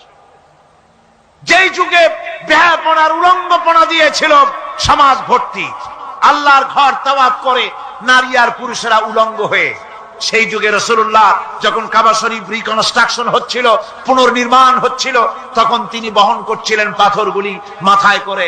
তার চাচা তাকে বললেন তোমার তো বড্ড কষ্ট হচ্ছে, তুমি এখন এইটাকে ঘাড়ের উপরে, লুঙ্গিটা খুলা ঘাড়ের উপরে রেখে তারপর এটা বহন করো। হুজুর যখন লুঙ্গির গিরায় হাত দিয়েছেন খুলবেন এই চিন্তা করে, ঘাড়ের উপরে রেখে পাথর বহন করবেন, লুঙ্গির গিটে হাত দিয়েছেন, খোলেন নাই। লুঙ্গির গিটের উপরে হাত রেখে তিনি চিন্তা করলেন এতগুলি লোকের সামনে কাপড়টা খুললে পরে কি শরম হবে। কাপড়টা খোলেনি নাই, শুধু খুললে পরে কি লজ্জা হবে। এই আগাম শরমের অনুভূতিতে মুহাম্মদ সাল্লাল্লাহু আলাইহি ওয়াসাল্লাম বেহুশ হয়ে জমিনের উপরে পড়ে গিয়েছে। আদর্শ কাকে বলে? শিশুর আদর্শ, কিশোরের আদর্শ, স্বামীর আদর্শ, পিতার আদর্শ, নানার আদর্শ, গোটা পৃথিবীর সমস্ত মানুষের আদর্শ রাসূল করিম সাল্লাল্লাহু আলাইহি ওয়াসাল্লাম। তার কাছে তিনি স্ত্রীদের আদর্শ ছিলেন, তিনি নানার আদর্শ ছিলেন। ইমাম হোসেনকে তিনি কোলে নিচ্ছেন, ঘাড়ে উঠছে বাচ্চা, বুকের উপরে উঠছে। একজন সাহাবী বলছেন হুজুর বাচ্চা পেলে আপনি এত আদর করেন, আমার তো 6-7টা ছেলে মেয়ে, আমি মোটে কোলেও নি না আর জীবনে একবার সুমাও খাই না, আমার মোটে ইচ্ছাই করে না। হুজুর বললেন আল্লাহ যদি তোমার দিলের মধ্যে রহম পয়দা না করেন তো আমি কি করতে পারি। হুজুর বাচ্চাকে নিয়ে আদর করছেন। ইমাম হোসেনকে বলছেন হোসেন কে বড় বলো তো, তুমি বড় না আমি বড়? হোসেন বলছেন নানাজি আমি আপনার থেকে বড়। আশ্চর্য কথা, তুমি আমার থেকে বড় কিভাবে? হোসেন বলছেন নানাজি বলুন তো আপনার পিতার নাম কি? হুজুর বলছেন আমার পিতার নাম আব্দুল্লাহ। হোসেন বলছেন এই আব্দুল্লাহ এই পর্যন্তই শেষ, আপনি তো আমার পিতার মতো পিতা পান নাই, আমার আব্বার মতো আব্বা আপনার আছে। আমার আব্বাকে বলা হয় আসাদুল্লাহিল গালিব, সমস্ত কাফেরদের জন্য বিজয়ী বীর বাঘ আমার আব্বা। এবং আমার আব্বা সম্পর্কে আপনি বলেছেন আনা মাদিনাতুল ইলম ওয়া আলিয়ুম বাবুহা, আমি হচ্ছে একটি জ্ঞানের রাজ্য আর আলী হচ্ছে সেই রাজ্যে প্রবেশের প্রধান তোরণ। আমার বাপের মতো বাপ আছে আপনার? হুজুর আশ্চর্য হয়ে গেলেন, বাচ্চা বলে কি? হোসেন বলছেন নানাজি এবার কোন তো দেখি, এবার বলুন তো দেখি আপনার মায়ের নাম কি? হুজুর বলছেন আমার মায়ের নাম আমেনা। হযরত হোসেন বলছেন এই আমেনা পর্যন্তই শেষ, কয়জনে চিনবে কর? আমার মায়ের মতো একটা মা আপনার আছে? আমার মায়ের মতো একটা মা আপনি পেয়েছেন? আমার মাকে চেনেন? আমার মা হচ্ছেন জান্নাতের সাইয়্যিদাতুন নিসা, জান্নাতের সমস্ত মহিলাদের সরদারিনী আমার মা ফাতিমাতুজ জাহরা রাদিয়াল্লাহু তাআলা আনহা। আমার মায়ের মতো একটা মা আপনি পেয়েছেন? হোসেন বলছেন নানাজি আরো বলবো নাকি? কয় হ্যাঁ বলো। বলছেন নানাজি এবার কোন তো দেখি আপনার নানার নাম কি? হুজুর বলছেন আমার নানার নাম আব্দুল ওয়াহাব। হোসেন বলছেন এবার আপনি মানুষের কাছে জিজ্ঞেস করেন কয়জন এই আব্দুল ওয়াহাব রয়েছেন? আপনি কি আমার নানার মতো একটা নানা পেয়েছেন? আমার নানাকে আপনি জানেন? আমার নানা সাইয়্যিদুল মুরসালিন আশরাফুল আম্বিয়া রাহমাতুল লিল আলামিন বিশ্বনবী জনাবে মুহাম্মদ রাসূলুল্লাহ সাল্লাল্লাহু আলাইহি ওয়াসাল্লাম।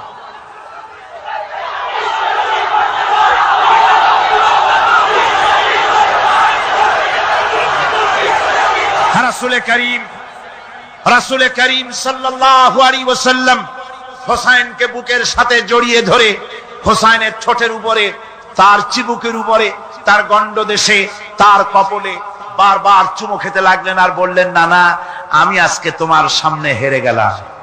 সুবহানাল্লাহি ওয়া বিহামদিহি। কি আদর করতেন তিনি বাচ্চাদেরকে। রাসূলুল্লাহ রাস্তা দিয়ে যেতেন আর বাচ্চারা খেলাধুলা ছেড়ে রাসূলের কাছে ছুটে আসতো।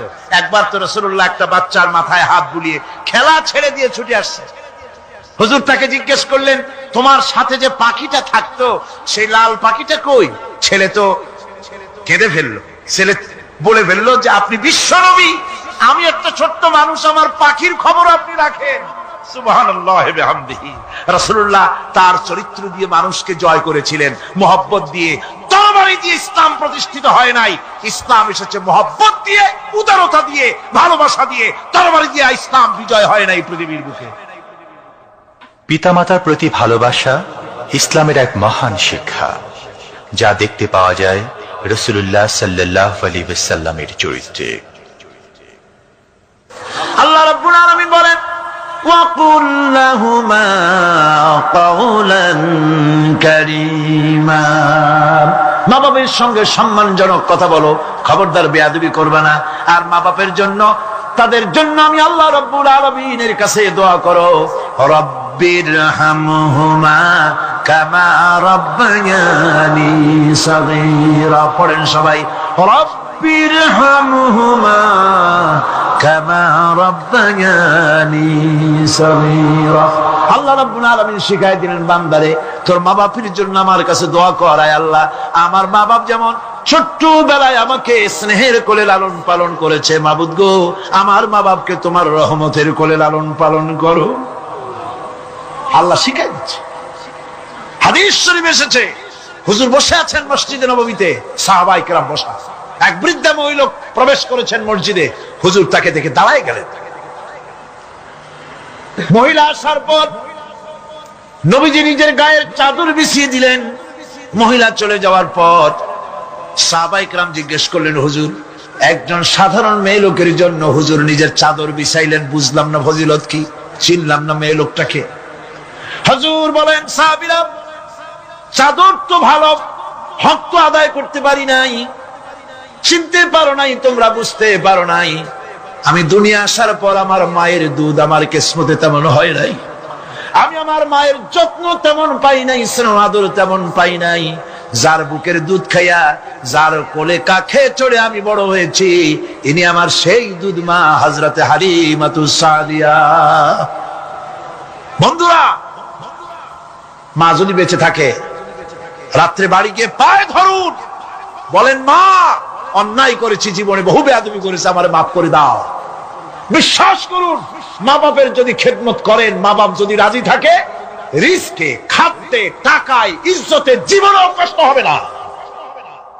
বিপদে অবিচলতার মূর্ত প্রতীক বিশ্বনবী মুহাম্মদ সাল্লাল্লাহু আলাইহি ওয়াসাল্লাম। সর্ব অবস্থায় আল্লাহর উপর ভরসা করে ধৈর্য ধরার ক্ষেত্রে তিনি স্থাপন করেছিলেন এক অনন্য দৃষ্টান্ত। হিজরতের ঘটনা তার প্রকৃষ্ট উদাহরণ। আমার ভাইয়েরা, বিপদে অবিচলতা আমাদেরকে পয়গম্বরেরা শিক্ষা দান করেছেন। আমরা দেখতে পেয়েছি বিশ্বনবী জনাবে মুহাম্মদুর রাসূলুল্লাহ সাল্লাল্লাহু আলাইহি ওয়াসাল্লাম হিজরতের রাত, কাফেরেরা চতুর্দিকে দাঁড়ানো। হযরত জিবরাইল এসে বলেন, ইয়া রাসূলুল্লাহ, হে কাফেরেরা চতুর্দিকে ঘিরে দাঁড়িয়েছে, গভীর রাত, এখন হাতে তাদের তরবারি, সকাল হলে পরেই তারা আপনাকে মেরে ফেলে দিবে, তাড়াতাড়ি উঠেন, মদিনার দিকে চলে যান। আল্লাহ নবী ঘুমের থেকে জেগে হযরত আলীকে ডেকে বলেন, আলী, আল্লাহ অর্ডার করেছে আমি মদিনায় চললাম, আমার বিছানার পরে আমার চাদর গায়ে দিয়ে শুয়ে থাকো। হযরত আলী বলেন, আল্লাহর হাবিব, আপনার চাদর গায়ে দিয়ে ঘুমিয়ে থাকবো, সকালবেলায় কাফির বেঈমানেরা আপনার বিছানার পরে আপনার চাদর গায়ে দেওয়া অবস্থায় আমি আলীকে তারা মুহাম্মদ মনে করবে, আর আমি আলীকে নবী মনে করে তারা তাদের তরবারি দিয়া কেটে কেটে টুকরা টুকরা করে আমারে বিদায় করে দেবে দুনিয়া থেকে। এতটুকুনো পরোয়া করি না, বরং আমার দিলের মধ্যে এটাই তৃপ্তি থাকবে যে আমি আলীর জীবনের বিনিময় আল্লাহর হাবিব দুনিয়ায় বেঁচে আছেন। নবীজি ঘরের থেকে বেরোলেন, চতুর্দিকে কাফেরেরা দাঁড়ানো। আল্লাহ নবী হাতে এক মুষ্টি বালু হাতে নিয়ে শাহাতেল ওযু পড়ে 3 বার দম করে বালুগুলো ছেড়ে দিলেন। বালিগুলি ঘরের চতুর্দিকে কাফেরদের চোখে চলে গেল। পরবর্তী সময় রব্বুল আলামিন ডেকে বলেন, নবীরে, বালি যখন নিক্ষেপ আপনি করেছিলেন ধুলাগুলি, আপনি তো শুধু নিক্ষেপ করেছিলেন, কিন্তু চতুর্দিকে কাফেরদের চোখে গেল কেমনে? একদিকে মেরেছিলেন, সেই দিকেই তো যাওয়ার কথা ছিল, চতুর্দিকের কাফেরের চোখে চোখে সেগুলো পৌঁছে গেল কেমনে? ওয়ামা রামাইতা ইদ রামাইতা ওয়ালাকিন্নাল্লাহ রামা। আপনি নিক্ষেপ করেন নাই, যখন আপনি নিক্ষেপ করেছিলেন আপনি তো শুধু বালুকণা ছেড়েছেন, আর ওই বালুকণাগুলি ঘরের চতুর্দিকে সব কাফেরদের চোখে পৌঁছবার দায়িত্ব আমার কুদরত গ্রহণ করেছিল। আমার ভাইয়েরা, নবীজি বিপদে এতগুলি শত্রু তরবারি নিয়ে তিনি বিপদে ধৈর্য হারা হন নাই। আস্তে করে ঘরের থেকে বেরিয়ে হযরত আবু বকরের বাড়িতে গিয়ে হাজির। দরজায় গিয়ে আওয়াজ দিলেন, আবু বকর। অমনি দরজা খুলে গেল। লাব্বাইক ওয়া সাদাইক। হুজুর বলেন, আবু বকর রে, একটা ডাকে কেমনে সাড়া দিলে? তুমি কি ঘুমাইছিলে না? হযরত আবু বকর বলেন, হুজুর, আপনি বলেছেন আমাকে নিয়ে হিজরত করবেন, আমি মনে মনে চিন্তা করেছি, না জানি কত রাত্রে নবীজি আসেন, উঠতে যদি আমার দেরি হয়ে যায়, নবীজি যদি দরজার কাছে দাঁড়ায় দাঁড়ায় আমারে ডাকাডাকি করে, আর আমি যদি ঘুমায় থাকি, তাহলে আল্লাহর নবীর সঙ্গে বেয়াদবি হয়ে যাবে। এই মনে করে বিছানায় না ঘুমাইয়া আপনার গলার আওয়াজ শোনার জন্য এই দরজার সঙ্গে পিঠ লাগাইয়া লাগাইয়া দাঁড়াইয়া ঘুমাচ্ছিলাম। আল্লাহর নবী হযরত আবু বকরকে সঙ্গে করে নিয়ে চললেন মদিনার দিকে। উল্টা পথে রওনা করলেন। বারবার কাবা শরীফের দিকে তাকাতে লাগলেন। বুখারী শরীফে এসেছে, নবীজি বারবার কাবার দিকে তাকিয়ে বলতেছেন, রে কাবা, বড় আশা ছিল তোর কাছে থাকবো, তোর খেদমত করব, কিন্তু তোর নিষ্ঠুর সন্তানেরা তোর কাছে আমারে থাকতে দিল না রে। আল্লাহ নবী মিসফালা দিয়ে জাবালে কেদোয়ার উপর দিয়ে চলে গেলেন জাবালে সুরে। গুহার কাছে যখন গিয়েছেন, হযরত রক্ত হয়ে গেল। হযরত আবু বকর রাদিয়াল্লাহু তাআলা আনহু বলছেন, হুজুর, আর উপায় নাই, দিন হয়ে গেল, এখন বুঝি ধরা পড়ে যাব, ওই গুহার মধ্যে গিয়ে আশ্রয় নেই। তবে আপনি দাঁড়ান, গুহার ভিতরেই পাহাড়িয়া গুহা, বিচ্ছু থাকতে পারে, সাপ থাকতে পারে, আমি আগে ঢুকি, যদি কোনো হিংস্র প্রাণী থাকে আমার উপর দিয়া আঘাত হয়ে যাক, আল্লাহর নবী হেফাজতে থাকুন। হযরত আবু বকর রাদিয়াল্লাহু তাআলা আনহু গুহার ভিতরে নামলেন। নেমে গুহা সাফ করে হুজুরকে ডাকলেন। হুজুর তাশরীফ ফরমালেন গুহার মধ্যে। হুজুর বলেন, আবু বকর, হেঁটে হেঁটে কষ্ট হয়ে গেছে, তুমি বসো, তোমার উরুর উপরে মাথা রেখে আমি একটু ঘুমায়ে যাই। আল্লাহর হাবিব ঘুমায় গেলেন। হযরত আবু বকর লক্ষ্য করে দেখেন চতুর্দিকে অনেকগুলি গর্ত দেখা যায়। এই গর্ত থেকে সাপ আসতে পারে, বিচ্ছু আসতে পারে মনে করে নিজের গায়ের চাদর ছিঁড়ে ছিঁড়ে গর্তগুলি বন্ধ করা শুরু করে দিলেন। কয়েকটা গর্ত বন্ধ করার মতো চাদর আর নাই, পাও দিয়ে চেপে ধরলেন। এক পাহাড়িয়া বিষধর সাপ বেরোবার জন্য চেষ্টা করে বেরোবার পথ খুঁজে নেই পেয়ে হযরত আবু বকরের পায়ের উপরে দংশন করেছে। বিষের যন্ত্রণায় হযরত আবু বকরের চোখ থেকে পানি দরদর করে পড়ছে। রাসূলুল্লাহর ঘুম ভেঙে গেল। আল্লাহর নবী তাকে বলেন, আবু বকর, চোখে পানি কেন? বাড়ির কথা বুঝি মনে পড়ে গেছে? হযরত আবু বকর বলেন, ইয়া রাসূলুল্লাহ, আল্লাহর নামে কসম করে বলি, যেই দিন আমি ঈমান এনেছি ওই দিন থেকে আমার মা বাপ, আমার কোলে আমার সন্তান, আমার স্ত্রী, আমার জায়গা জমি ঘর বাড়ি, এমনকি আমার নিজের আত্মার চাইতে হুজুর আপনারে ভালোবাসি বেশি। তাহলে কাঁদো কেন? হযরত আবু বকর বলেন, হুজুর, বাড়ির জন্য কাঁদি না, ছেলেপেলের জন্য কাঁদি না, সাপে দংশন করেছে, যন্ত্রণায় কাঁদতেছি। আল্লাহ নবী সঙ্গে সঙ্গে মুখ থেকে থুতু বার করে যন্ত্রণার জায়গায় লাগাই দিলেন। সঙ্গে সঙ্গে যন্ত্রণা বন্ধ হয়ে গেল। হুজুর বললেন, আবু বকর, প্রথম যখন তোমার এই আঘাত করেছিল সাপে, আমাকে কেন তাড়াতাড়ি বলো নাই? এতক্ষণ তো তোমার কষ্ট হতো না। হযরত আবু বকর বলেন, ইয়া রাসূলুল্লাহ, ওটা তো সাপে কাটার যন্ত্রণা, ওই যন্ত্রণায় আমার রক্ত জ্বলতেছে, যন্ত্রণায় যন্ত্রণায় আমার কলেজাটা যদি ফেটেও যেত। আল্লাহর হাবিব আরাম ফরমাচ্ছিলেন, আমি তাকে আরামে বিঘ্ন ঘটাতে পারতাম না। আমার ভাইয়েরা, হযরত আবু বকর, হযরত রাসূল দুজন বসে আছেন। এমনি সময় কাফের বেঈমানেরা খুঁজতে খুঁজতে জায়গা মতো এসে গেছে। একজনে বলে ভিতরে আছে, আর একজনে বলে নাই। পায়ের যদি থাকবে তাহলে মাকড়সায় জাল বুনালো কি করে? পাখি ডিম পেড়ে বসে আছে কি করে? তাদের সন্দেহ হতে লাগলো। এর মধ্যে নাই, একজন বলে আছে আর একজন বলে নাই। হযরত আবু বকর ভয়ের চোটে কেঁদে ফেলেছেন, হুজুর আর উপায় নাই। এই যে অবস্থা, এই অবস্থার ভিতরে, এই অবস্থার ভেতরেও আল্লাহ নবী এতটুকু ঘাবড়ে যান নাই। শত্রুরা তরবারি নিয়ে এসেছে, সুযোগ পেলেই একটু তাকালেই দেখতে পাবে, তুলে মেরে ফেলে দেবে। আল্লাহর হাবিব মোটেই ধৈর্য হারালেন না, এতটুকু হতাশ হলেন না। আল্লাহ পাকের হাবিব তার সাথীকে কি বললেন? তখন কোরআনে কারীম সূরা তাওবার মধ্যে আল্লাহ তা উদ্ধৃত করেছেন মুমিনদের জন্য, ইযহুমা ফিল গার ইয ইয়াকুলু লিসাহিবিহি লা তাহজান ইন্নাল্লাহা মা'ানা। ও আমার সাথী, ও বন্ধু, ভয় করো না, চিন্তা করো না, আমরা মাইনরিটি নই, আমরাই মেজরিটি। তার কারণ আল্লাহ আমাদের সাথে আছেন। সুবহানাল্লাহ। রাসূলুল্লাহ সাল্লাল্লাহু আলাইহি ওয়াসাল্লাম অত্যন্ত সাদাসিধে জীবন যাপন করতেন। হিজরত করে মদিনায় গিয়ে ইসলামী রাষ্ট্র কায়েম করার পরও তার দায়িত্বটা কাটেনি। হাদিসে এসেছে সে কথা। হযরত আবু হুরায়রা রাদিয়াল্লাহু তাআলা আনহু বলেন, আমি রাসূলুল্লাহর কাছে গেলাম, হুজুরকে গিয়ে সালাম করলাম। আল্লাহর নবী সালামের জবাব দিলেন, কিন্তু দেখতে পেলাম মুখ নড়ে, আওয়াজ বেরোলো না। কারণ কি? কাছে গিয়ে দেখি নবীজি ক্ষুধার যন্ত্রণায় কথা বলতেছেন, আওয়াজ বেরোতেছে না। এত ক্ষুধা লেগেছে আল্লাহর নবীর। 2-4 দিন চলে গেছে, খাবার নাই। রাসূলুল্লাহ সমস্ত গনিমতের মাল, যাকাত সদকার মালগুলি, খাদ্য দ্রব্যগুলি দুহাতে বিতরণ করেছেন। নিজের পেটে খাবার নাই, মানুষকে দিতেছেন। দিতে দিতে এশার নামাজ পড়ে নবীজি ঘরের মধ্যে প্রবেশ করে হযরত আয়েশা সিদ্দিকা রাদিয়াল্লাহু তাআলা আনহাকে ডেকে বলেন, আয়েশা রে, সারাদিন কষ্ট করেছি, দারুণ ক্ষুধা লেগেছে, তাড়াতাড়ি করে কিছু খাবার আমারে এনে দাও। হযরত আয়েশা হুজুরের ক্ষুধার্ত শ্রান্ত ক্লান্ত চেহারার দিকে তাকাইয়া হযরত আয়েশা কেঁদে ফেলেছেন। হযরত মা আয়েশা কাঁদেন আর বলেন, ইয়া রাসূলুল্লাহ, আল্লাহর নামের কসম করে বলি, আমি আয়েশার ঘরে কোনো পানি ছাড়া কোনো খাবার নাই। এই ছিল রাসূলের আদর্শ। হাদিস শরীফে এসেছে, আল্লাহর নবী বলেন, তোমরা যদি রাষ্ট্রীয় ক্ষমতায় যাও, বাড়ি না থাকলে সরকারি খরচ একটা বাড়ি নিতে পারো। তোমার যদি যানবাহন না থাকে, সরকারি খরচে যানবাহন নিতে পারো। ছেলে মেয়ের কাপড় চোপড়, লেখাপড়া, শিক্ষা চিকিৎসার জন্য যদি না থাকে, তাহলে তুমি সরকার থেকে নিতে পারো। কিন্তু এর থেকে এক চুল পরিমাণ যদি পাও বাড়াও, সরকারের মাল জনগণের মাল, এর থেকে প্রয়োজনের বাইরে যদি তুমি নিজের জন্য নিতে থাকো, কিয়ামতের দিন আল্লাহর দরবারে চোরের কাতারে তোমারে দাঁড়ানো লাগবে।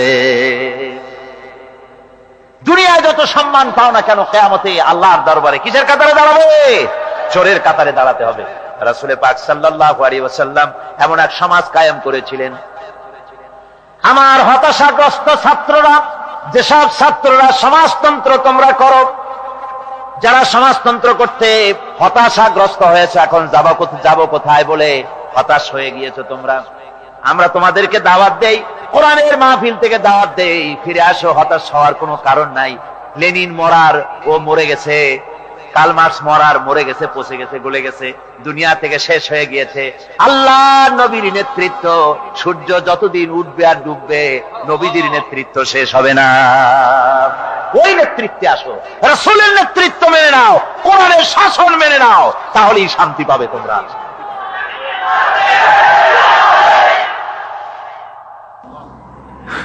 আল্লাহর নবী দুপুরে আরাম করতেছিলেন। হযরত ওমর বলেন, আমি দেখতে গিয়েছিলাম রাসূলুল্লাহকে, আমি যাই সালাম দিলাম, হুজুর উঠে বসলেন। আমি দেখি খেজুরের পাতা দিয়া বুনানো দড়ি, সেই দড়ি দিয়া বুনানো খাটিয়া এখনো মক্কা মদিনায় আছে, যারা হজ করতে গেছেন দেখেছেন। ওই দড়ি দিয়া বুনানো খাটিয়া, ওর উপরে তোশক নাই, বিছানার চাদর নাই, নিজের হাত মোবারক মাথার তলে দিয়া রাসূল শুয়ে আছেন। ওমরকে দেখে হুজুর উঠে বসলেন। ওমর বলেন, আমি রাসূলের পিঠের দিকে তাকায় দেখি দড়িগুলোর দাগ কেটে আছে। আমি সহ্য করতে পারলাম না, আমি শিশুর মতো ডুকরে কেঁদে উঠলাম, বললাম, ইয়া রাসূলুল্লাহ, এই পৃথিবীর কাফির বেঈমানেরা এত শান্তি করলো দুনিয়ায়, আর আল্লাহর হাবিবের পিঠে দড়ির দাগ বরদাস্ত করতে পারছি না। আপনি আমার অনুমতি দেন, একটা তোশক আপনার জন্য বানায় দেই। হুজুর আমার বলেন, ওমর রে শোনো, দুনিয়ায় শান্তি করার জন্য আমি আসি নাই। আমি যদি হুকুম করি উহুদ পাহাড় আমার জন্য সোনায় পরিণত হয়ে যা, উহুদ পাহাড়টা আমার জন্য সোনা হয়ে যেতে পারে। আমি দুনিয়ায় শান্তির জন্য আসি নাই, এসেছি মানবতার মুক্তির জন্য, পৃথিবীর মানুষগুলিকে বাঁচাতে এসেছি, সাদা কালো মানুষের ব্যবধান দূর করতে এসেছি। রাসূলুল্লাহ নারীর অধিকার দিলেন, সাদা কালা মানুষের ব্যবধান দূর করে দিলেন, পাহাড় সমান উঁচা সাদা কালা মানুষের অধিকারকে প্রতিষ্ঠিত করলেন। বললেন, মানুষে মানুষে কোনো পার্থক্য নাই, আরবের উপরে অনারবের, অনারবের উপরে আরবের, ভাষার, সাদার উপরে কালোর, কালোর উপরে সাদার, কোন বর্ণ বৈষম্য ইত্যাদি দিয়ে মানুষের ফজিলত হয় না, মানুষের মর্যাদা বাড়ে। ইন্না আকরামাকুম ইনদাল্লাহি আতকাকুম, মানুষের মধ্যে মর্যাদা তোমাদের মধ্যে আল্লাহর কাছে তার যে ব্যক্তি তোমাদের মধ্যে আল্লাহকে বেশি ভয় করে। সুবহানাল্লাহ কর, সুবহানাল্লাহ কর। আমার ভাইয়েরা, নবীজি মদিনা মুনাওয়ারায় ইসলামী রাষ্ট্রের রাষ্ট্রপ্রধান হয়েছেন। আজ বাজারে যেতেছেন, যাওয়ার সময় ডেকে ডেকে বলেন, বিধবাদের বাড়ির সামনে দিয়ে যায়, তোমাদের বাজার লাগবে নাকি? এতিমের বাড়ির সামনে থেকে যায়, তোমাদের বাজার লাগবে নাকি? আমারে বলো, আমি বাজার করে এনে দেব। নিজের পেটে খাবার নাই, দুয়ারে দুয়ারে খাবার পৌঁছে গেছে, খাবারের অভাব নাই, মানুষ খাওয়া পেয়েছে, পড়া পেয়েছে, চুরি ডাকাতি বন্ধ হয়ে গেছে। হুজুর বলেন, খায়রুল কুরুনে কারনি, সর্বশ্রেষ্ঠ যুগ আমার যুগ। সুদ বন্ধ হয়ে গেল। রাসূলুল্লাহ বললেন, সুদ আর চলবে না, হারাম। সুদ বন্ধ হয়ে গেল। হুজুর ব্যাংক চালু করে দিলেন। ব্যাংকের নাম হলো বাইতুল মাল। কি নাম হলো? এই ব্যাংক যেদিন রাসূলুল্লাহ উদ্বোধন করেন, আল্লাহর নবী বাইতুল মাল ব্যাংক উদ্বোধনের দিনে যে বক্তৃতা করলেন, বুখারীতে সেই বক্তৃতা লেখা হয়ে গেল।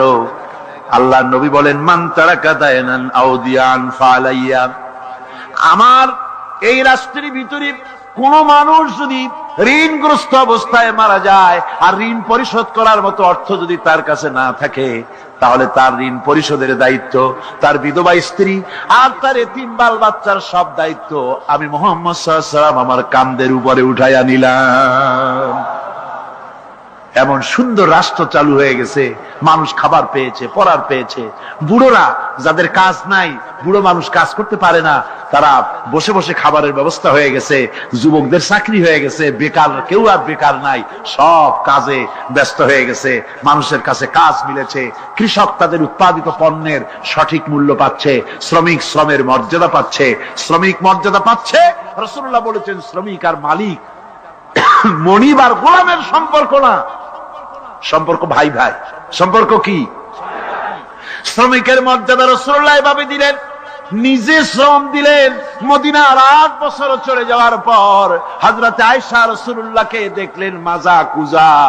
হযরত আয়েশা বলেন, হুজুর মাজাটা কুজা কেন? বয়সের কারণে হলো নাকি? হুজুর বলেন, না, বয়সের কারণে হয় নাই।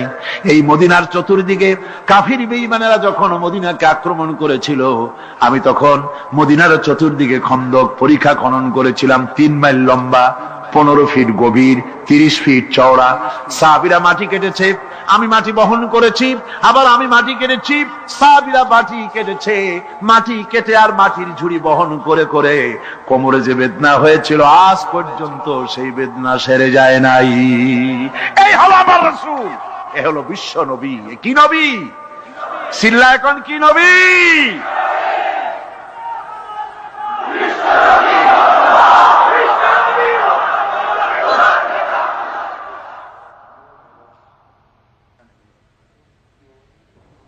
বিসমিল্লাহির রহমানির রহিম। সর্বযুগের সর্বকালের সর্বশ্রেষ্ঠ মহামানব রাহমাতুল্লিল আলামিন হযরত মুহাম্মদ সাল্লাল্লাহু আলাইহি ওয়াসাল্লাম, যার জীবনের প্রতিটি অংশে আছে শিক্ষা, মহান রব্বুল আলামিনের অকৃত্রিম বন্ধু রাসূলুল্লাহ সাল্লাল্লাহু আলাইহি ওয়াসাল্লামের জীবন থেকে শিক্ষা গ্রহণ আমাদের সবারই একান্ত কর্তব্য। এখন আমাদের সামনে রাসূল করিম সাল্লাল্লাহু আলাইহি ওয়াসাল্লামের জীবনের নানা দিক নিয়ে আলোচনা করছেন আন্তর্জাতিক খ্যাতিসম্পন্ন মুফাসসিরে কোরআন ও বিশিষ্ট ইসলামী চিন্তাবিদ হযরত মাওলানা দেলোয়ার হোসাইন সাঈদী। শব্দগ্রহণে মাহসিন সাউন্ড সিস্টেম, প্রযোজনায় সিএইচপি, পরিবেশনায় স্পন্দন অডিও ভিজুয়াল সেন্টার, ঢাকা। আল্লাহ রাব্বুল আলামিন বলেন, মা ইয়ানতিকু আনিল হাওয়া ইন হুয়া ইল্লা ওয়াহিয়ুন ইউহা। আমার নবী নফসকে অনুসরণ করে, প্রবৃত্তিকে অনুসরণ করে কোনো কথা বলেন না। আমার নবী যেটা বলেন সেটা হলো ওহী। আমি যা বলতে বলি তাই তিনি বলেন। ওয়ালাউ তাকাওয়ালা আলাইনা বা'দাল আকাবিল। আমার নবী যদি নিজের থেকে বানিয়ে কোন কথা যদি কোরআনের ভিতরে আমার নামে চালায় দিতেন, আমি আল্লাহ রাব্বুল আলামিন আমার নবীর ডান হাতকে চেপে ধরতাম, আর তার কণ্ঠ নালীকে আমি আল্লাহ রাব্বুল আলামিন কেটে ফেলে দিতাম। তিনি যা বলেছেন সব কার কথা? আল্লাহ পাকের কথা। তিনি হচ্ছেন গোটা বিশ্বের সর্বশ্রেষ্ঠ চরিত্রের আধার। তার চরিত্রের সার্টিফিকেট আল্লাহ পাক দিচ্ছেন। চরিত্রের সার্টিফিকেট কে দিলেন? আল্লাহ পাক দিয়েছেন। কোরআনে কারীমের মধ্যে আল্লাহ রাব্বুল আলামিন বলেন, ওয়া ইন্নাকা লাআলা খুলুকিন আযীম। নবী হে, আপনি হচ্ছেন পুত পবিত্র চরিত্রের উপরে প্রতিষ্ঠিত। সুবহানাল্লাহ ওয়া বিহামদিহি। আপনি শ্রেষ্ঠ চরিত্রের উপরে প্রতিষ্ঠিত। দেখুন, রাসূল করিম সাল্লাল্লাহু আলাইহি ওয়াসাল্লাম নবুয়ত পাওয়ার পর যখন তিনি ঘরে প্রবেশ করেছেন, সর্বপ্রথম হযরত জিবরাইলের সঙ্গে জীবনের প্রথম দেখা, ভয় পেয়েছেন, শরীরে জ্বর এসেছে এবং হযরতে খাদিজাকে গিয়ে বলছেন যে আমাকে ঢেকে দাও, আমি ভয় পেয়েছি। হযরতে খাদিজাতুল কুবরা রাদিয়াল্লাহু তাআলা আনহা তিনি রাসূলকে বলছেন, আবুল কাসেম, হে কাসেমের পিতা, আপনার ভয় পাওয়ার কোনো কারণ নাই।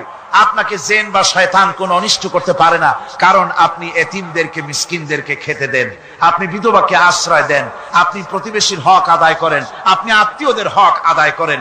কি সার্টিফিকেট দিচ্ছেন? স্ত্রী তো স্বামীর জন্য ভালোবাসা দিতে পারে, মহব্বত দিতে পারে, জান দিতে পারে, কিন্তু ঈমান তো আনতে পারে না। ঈমান আনা তো এত সহজ ব্যাপার না। কিন্তু রাসূল করিম সাল্লাল্লাহু আলাইহি ওয়াসাল্লাম যখন তাকে তাওহীদের দাওয়াত দিলেন, রিসালাতের দাওয়াত দিলেন এবং বললেন আমি নবী, হযরত খাদিজা এক মুহূর্ত দেরি করেন। হযরতে খাদিজা তার কাছে রাসূলুল্লাহ যখন রিসালাতের দাওয়াত পেশ করলেন, সঙ্গে সঙ্গে হযরত খাদিজা পড়ে নিলেন, লা ইলাহা ইল্লাল্লাহু মুহাম্মাদুর রাসূলুল্লাহ। জোরে সরে পড়েন, লা ইলাহা ইল্লাল্লাহ, লা ইলাহা ইল্লাল্লাহ।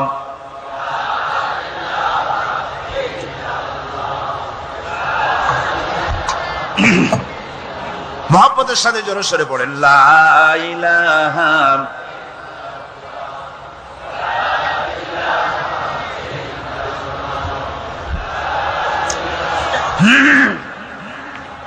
লা ইলাহা ইল্লাল্লাহু মুহাম্মাদুর রাসূলুল্লাহ।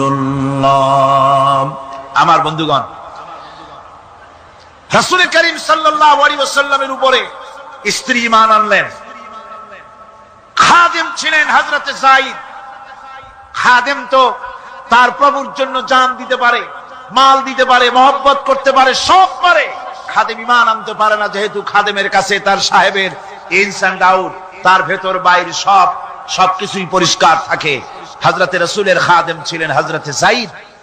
হযরত যায়েদ তার উপরে যখন 15 বছর খাদেম ছিলেন রাসূলুল্লাহ, হুজুর যখন তার কাছে দাওয়াত পেশ করলেন, যখন রিসালাতের দাওয়াত পেশ করলেন, তাওহীদের দাওয়াত দিলেন, খাদেম যায়েদ একটু চিন্তা করলেন না, সাথে সাথে পড়লেন লা ইলাহা ইল্লাল্লাহু মুহাম্মাদুর রাসূলুল্লাহ। রাসূলের বন্ধু ছিলেন হযরত আবু বকর সিদ্দিক রাদিয়াল্লাহু তাআলা আনহু। 20 বছরের বন্ধু। কত বছরের বন্ধু? 20 বছর। 20 বছর বসে একজন বন্ধু আর একজন বন্ধুকে চিনতে মোটেই কিছু বাকি থাকে না। হযরত আবু বকর রাদিয়াল্লাহু তাআলা আনহু তার কাছে যখন রাসূলুল্লাহ নবুয়তের দাওয়াত পেশ করলেন, হযরতে আবু বকর রাদিয়াল্লাহু তাআলা আনহু এক মুহূর্ত দেরি করেন নাই, বলেছেন আপনার চরিত্র নবুয়তের চরিত্র।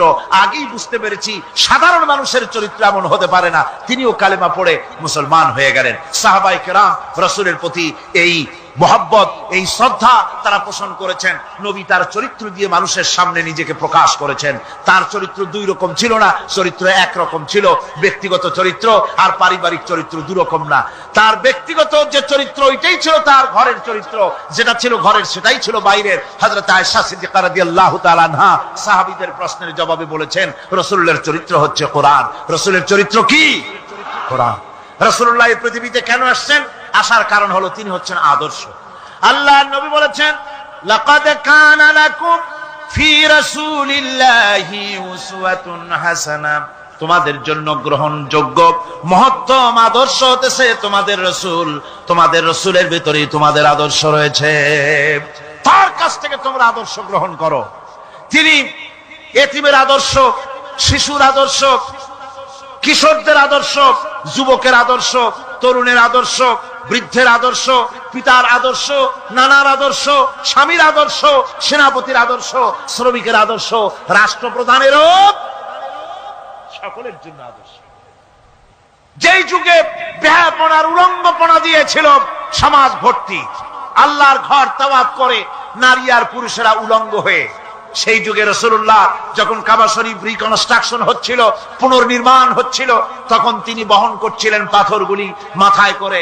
তার চাচা তাকে বললেন তোমার তো বড্ড কষ্ট হচ্ছে, তুমি এখন এইটাকে ঘাড়ের উপরে, লুঙ্গিটা খুলা ঘাড়ের উপরে রেখে তারপর এটা বহন করো। হুজুর যখন লুঙ্গির গিরায় হাত দিয়েছেন খুলবেন এই চিন্তা করে, ঘাড়ের উপরে রেখে পাথর বহন করবেন, লুঙ্গির গিটে হাত দিয়েছেন, খোলেন নাই। লুঙ্গির গিটের উপরে হাত রেখে তিনি চিন্তা করলেন এতগুলি লোকের সামনে কাপড়টা খুললে পরে কি শরম হবে। কাপড়টা খোলেনি নাই, শুধু খুললে পরে কি লজ্জা হবে। এই আগাম শরমের অনুভূতিতে মুহাম্মদ সাল্লাল্লাহু আলাইহি ওয়াসাল্লাম বেহুশ হয়ে জমিনের উপরে পড়ে গিয়েছে। আদর্শ কাকে বলে? শিশুর আদর্শ, কিশোরের আদর্শ, স্বামীর আদর্শ, পিতার আদর্শ, নানার আদর্শ, গোটা পৃথিবীর সমস্ত মানুষের আদর্শ রাসূল করিম সাল্লাল্লাহু আলাইহি ওয়াসাল্লাম। তার কাছে তিনি স্ত্রীদের আদর্শ ছিলেন, তিনি নানার আদর্শ ছিলেন। ইমাম হোসেনকে তিনি কোলে নিচ্ছেন, ঘাড়ে উঠছে বাচ্চা, বুকের উপরে উঠছে। একজন সাহাবী বলছেন হুজুর বাচ্চা পেলে আপনি এত আদর করেন, আমার তো 6-7টা ছেলে মেয়ে, আমি মোটে কোলেও নি না আর জীবনে একবার সুমাও খাই না, আমার মোটে ইচ্ছাই করে না। হুজুর বললেন আল্লাহ যদি তোমার দিলের মধ্যে রহম পয়দা না করেন তো আমি কি করতে পারি। হুজুর বাচ্চাকে নিয়ে আদর করছেন। ইমাম হোসেনকে বলছেন হোসেন কে বড় বলো তো, তুমি বড় না আমি বড়? হোসেন বলছেন নানাজি আমি আপনার থেকে বড়। আশ্চর্য কথা, তুমি আমার থেকে বড় কিভাবে? হোসেন বলছেন নানাজি বলুন তো আপনার পিতার নাম কি? হুজুর বলছেন আমার পিতার নাম আব্দুল্লাহ। হোসেন বলছেন এই আব্দুল্লাহ এই পর্যন্তই শেষ, আপনি তো আমার পিতার মতো পিতা পান নাই, আমার আব্বার মতো আব্বা আপনার আছে। আমার আব্বাকে বলা হয় আসাদুল্লাহিল গালিব, সমস্ত কাফেরদের জন্য বিজয়ী বীর বাঘ আমার আব্বা। এবং আমার আব্বা সম্পর্কে আপনি বলেছেন আনা মাদিনাতুল ইলম ওয়া আলিয়ুম বাবুহা, আমি হচ্ছে একটি জ্ঞানের রাজ্য আর আলী হচ্ছে সেই রাজ্যে প্রবেশের প্রধান তোরণ। আমার বাপের মতো বাপ আছে আপনার? হুজুর আশ্চর্য হয়ে গেলেন, বাচ্চা বলে কি? হোসেন বলছেন নানাজি এবার কোন তো দেখি, এবার বলুন তো দেখি আপনার মায়ের নাম কি? হুজুর বলছেন আমার মায়ের নাম আমেনা। হযরত হোসেন বলছেন এই আমেনা পর্যন্তই শেষ, কয়জনে চিনবে কর? আমার মায়ের মতো একটা মা আপনার আছে? আমার মায়ের মতো একটা মা আপনি পেয়েছেন? আমার মাকে চেনেন? আমার মা হচ্ছেন জান্নাতের সাইয়্যিদাতুন নিসা, জান্নাতের সমস্ত মহিলাদের সরদারিনী আমার মা ফাতিমাতুজ জাহরা রাদিয়াল্লাহু তাআলা আনহা। আমার মায়ের মতো একটা মা আপনি পেয়েছেন? হোসেন বলছেন নানাজি আরো বলবো নাকি? কয় হ্যাঁ বলো। বলছেন নানাজি এবার কম তো দেখি আপনার নানার নাম কি? হুজুর বলছেন আমার নানার নাম আব্দুল ওয়াহাব। হোসেন বলছেন এবার আপনি মানুষের কাছে জিজ্ঞেস করেন কয়জন এই আব্দুল ওয়াহাব রয়েছেন? আপনি কি আমার নানার মতো একটা নানা পেয়েছেন?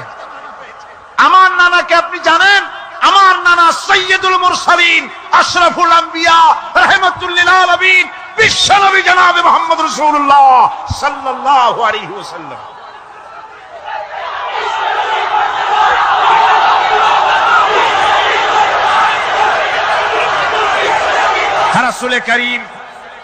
রাসূলে করিম সাল্লাল্লাহু আলাইহি ওয়াসাল্লাম হোসেনকে বুকের সাথে জড়িয়ে ধরে হোসেনের ঠোঁটের উপরে, তার চিবুকের উপরে, তার গণ্ডদেশে, তার কপলে বারবার চুমো খেতে লাগলেন আর বললেন নানা আমি আজকে তোমার সামনে হেরে গেলাম। সুবহানাল্লাহি ওয়া বিহামদিহি। কি আদর করতেন তিনি বাচ্চাদেরকে। রাসূলুল্লাহ রাস্তা দিয়ে যেতেন আর বাচ্চারা খেলাধুলা ছেড়ে রাসূলের কাছে ছুটে আসতো। একবার তো রাসূলুল্লাহ একটা বাচ্চার মাথায় হাত বুলিয়ে খেলা ছেড়ে দিয়ে ছুটে আসছে। হুজুর তাকে জিজ্ঞেস করলেন তোমার সাথে যে পাখিটা থাকতো সেই লাল পাখিটা কই? ছেলে তো কেঁদে ফেললো। ছেলে বলে ফেললো যে আপনি বিশ্বনবী, আমি একটা ছোট্ট মানুষ, আমার পাখির খবর আপনি রাখেন। সুবহানাল্লাহি ওয়া বিহামদিহি। রাসূলুল্লাহ তার চরিত্র দিয়ে মানুষকে জয় করেছিলেন, মহব্বত দিয়ে। তরবারি দিয়ে ইসলাম প্রতিষ্ঠিত হয় নাই, ইসলাম এসেছে মহব্বত দিয়ে, উদারতা দিয়ে, ভালোবাসা দিয়ে। তরবারি দিয়ে ইসলাম বিজয় হয় নাই পৃথিবীর বুকে। পিতামাতার প্রতি ভালোবাসা ইসলামের এক মহান শিক্ষা, যা দেখতে পাওয়া যায় রাসূলুল্লাহ সাল্লাল্লাহু আলাইহি ওয়াসাল্লামের চরিত্রে। আল্লাহ রাব্বুল আলামিন বলেন ওয়াকুল লাহুমা কাওলান কারীমা, মা বাবার সঙ্গে সম্মানজনক কথা বলো, খবরদার বেয়াদবি করবে না। আর মা বাপের জন্য, তাদের জন্য আমি আল্লাহ রাব্বুল আলামিনের কাছে দোয়া করো রব্বিরহামহুমা কামা রাব্বায়ানি সাগীরা। পড়েন সবাই রব্বিরহামহুমা কামা রাব্বায়ানি সাগীরা। আল্লাহ রাব্বুল আলামিন শিখাই দিলেন বান্দারে তোর মা বাপের জন্য আমার কাছে দোয়া কর, আয় আল্লাহ আমার মা বাপ যেমন ছোট্টবেলায় আমাকে স্নেহের কোলে লালন পালন করেছে, মাবুদ গো আমার মা বাপকে তোমার রহমতের কোলে লালন পালন করো। আল্লাহ শিখাই দিচ্ছে। হাদিস শরীফ এসেছে হুজুর বসে আছেন মসজিদে নববীতে, সাহাবায়ে কেরাম বসা। এক বৃদ্ধা মহিলা প্রবেশ করেছেন মসজিদে, হুজুর তাকে দেখে দাঁড়ায় গেলেন। মহিলা আসার পর নবীজি নিজের গায়ের চাদর বিছিয়ে দিলেন। মহিলা চলে যাওয়ার পর সাহাবায়ে কেরাম জিজ্ঞেস করলেন হুজুর একজন সাধারণ মেয়ে লোকের জন্য হুজুর নিজের চাদর বিছাইলেন, বুঝলাম না ফজিলত কি, চিনলাম না মেয়ে লোকটাকে। হুজুর বলেন সাহাবীরা চাদর তো ভালো, হক তো আদায় করতে পারি নাই, চিনতে পারো নাই, তোমরা বুঝতে পারো নাই।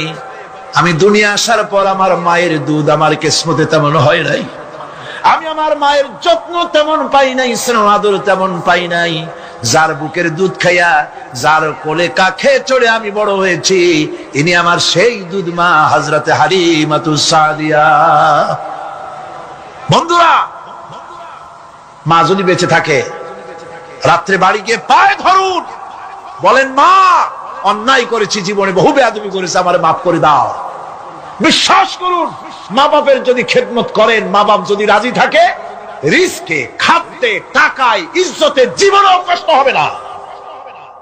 বিপদে অবিচলতার মূর্ত প্রতীক বিশ্বনবী মুহাম্মদ সাল্লাল্লাহু আলাইহি ওয়াসাল্লাম। সর্ব অবস্থায় আল্লাহর উপর ভরসা করে ধৈর্য ধরার ক্ষেত্রে তিনি স্থাপন করেছিলেন এক অনন্য দৃষ্টান্ত।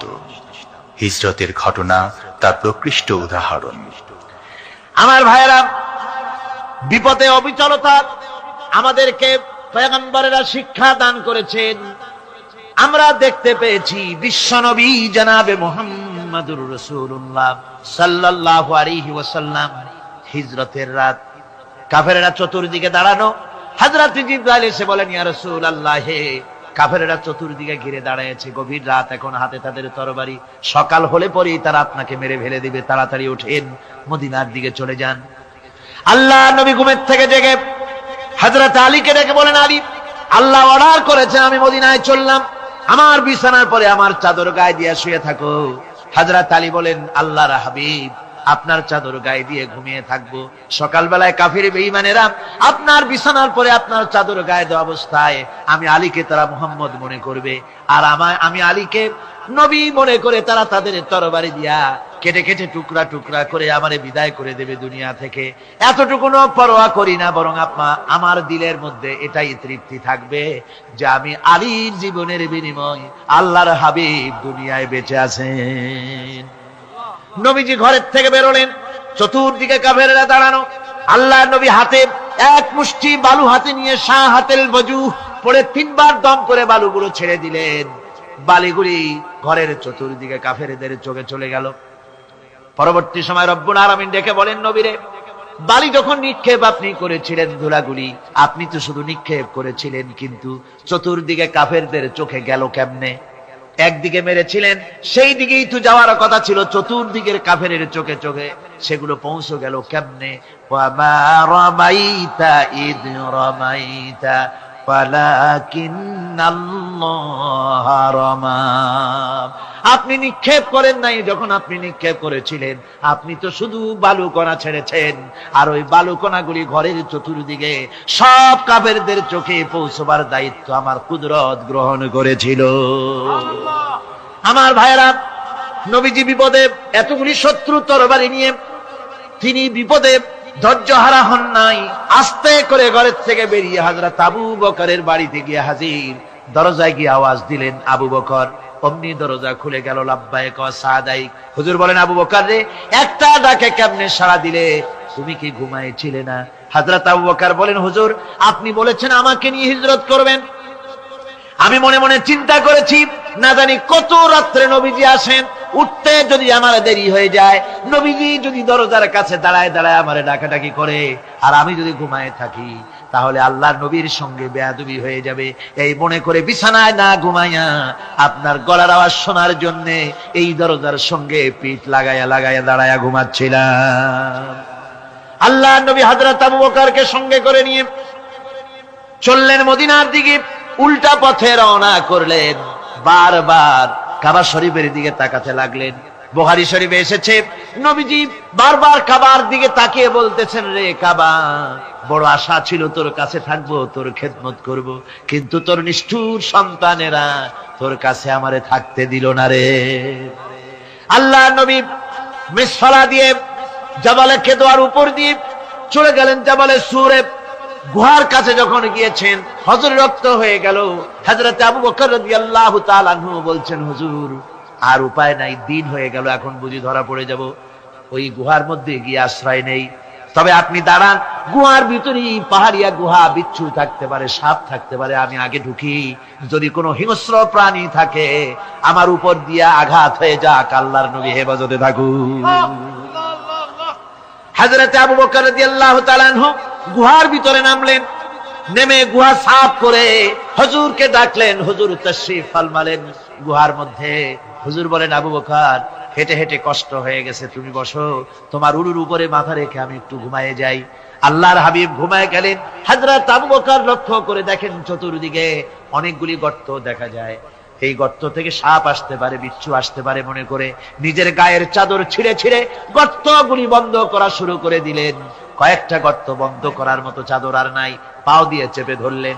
এক পাহাড়িয়া বিষধর সাপ বেরোবার জন্য চেষ্টা করে বেরোবার পথ খুঁজে নেই পেয়ে হযরত আবু বকরের পায়ের উপরে দংশন করেছে। বিষের যন্ত্রণায় হযরত আবু বকরের চোখ থেকে পানি দরদর করে পড়ছে। রাসূলুল্লাহর ঘুম ভেঙে গেল। আল্লাহর নবী তাকে বলেন, আবু বকর, চোখে পানি কেন? বাড়ির কথা বুঝি মনে পড়ে গেছে? হযরত আবু বকর বলেন, ইয়া রাসূলুল্লাহ, আল্লাহর নামে কসম করে বলি, যেই দিন আমি ঈমান এনেছি ওই দিন থেকে আমার মা বাপ, আমার কোলে আমার সন্তান, আমার স্ত্রী, আমার জায়গা জমি ঘর বাড়ি, এমনকি আমার নিজের আত্মার চাইতে হুজুর আপনারে ভালোবাসি বেশি। তাহলে কাঁদো কেন? হযরত আবু বকর বলেন, হুজুর, বাড়ির জন্য কাঁদি না, ছেলেপেলের জন্য কাঁদি না, সাপে দংশন করেছে, যন্ত্রণায় কাঁদতেছি। আল্লাহ নবী সঙ্গে সঙ্গে মুখ থেকে থুতু বার করে যন্ত্রণার জায়গায় লাগাই দিলেন। সঙ্গে সঙ্গে যন্ত্রণা বন্ধ হয়ে গেল। হুজুর বললেন, আবু বকর, প্রথম যখন তোমার এই আঘাত করেছিল সাপে, আমাকে কেন তাড়াতাড়ি বলো নাই? এতক্ষণ তো তোমার কষ্ট হতো না। হযরত আবু বকর বলেন, ইয়া রাসূলুল্লাহ, ওটা তো সাপে কাটার যন্ত্রণা, ওই যন্ত্রণায় আমার রক্ত জ্বলতেছে, যন্ত্রণায় যন্ত্রণায় আমার কলেজাটা যদি ফেটেও যেত।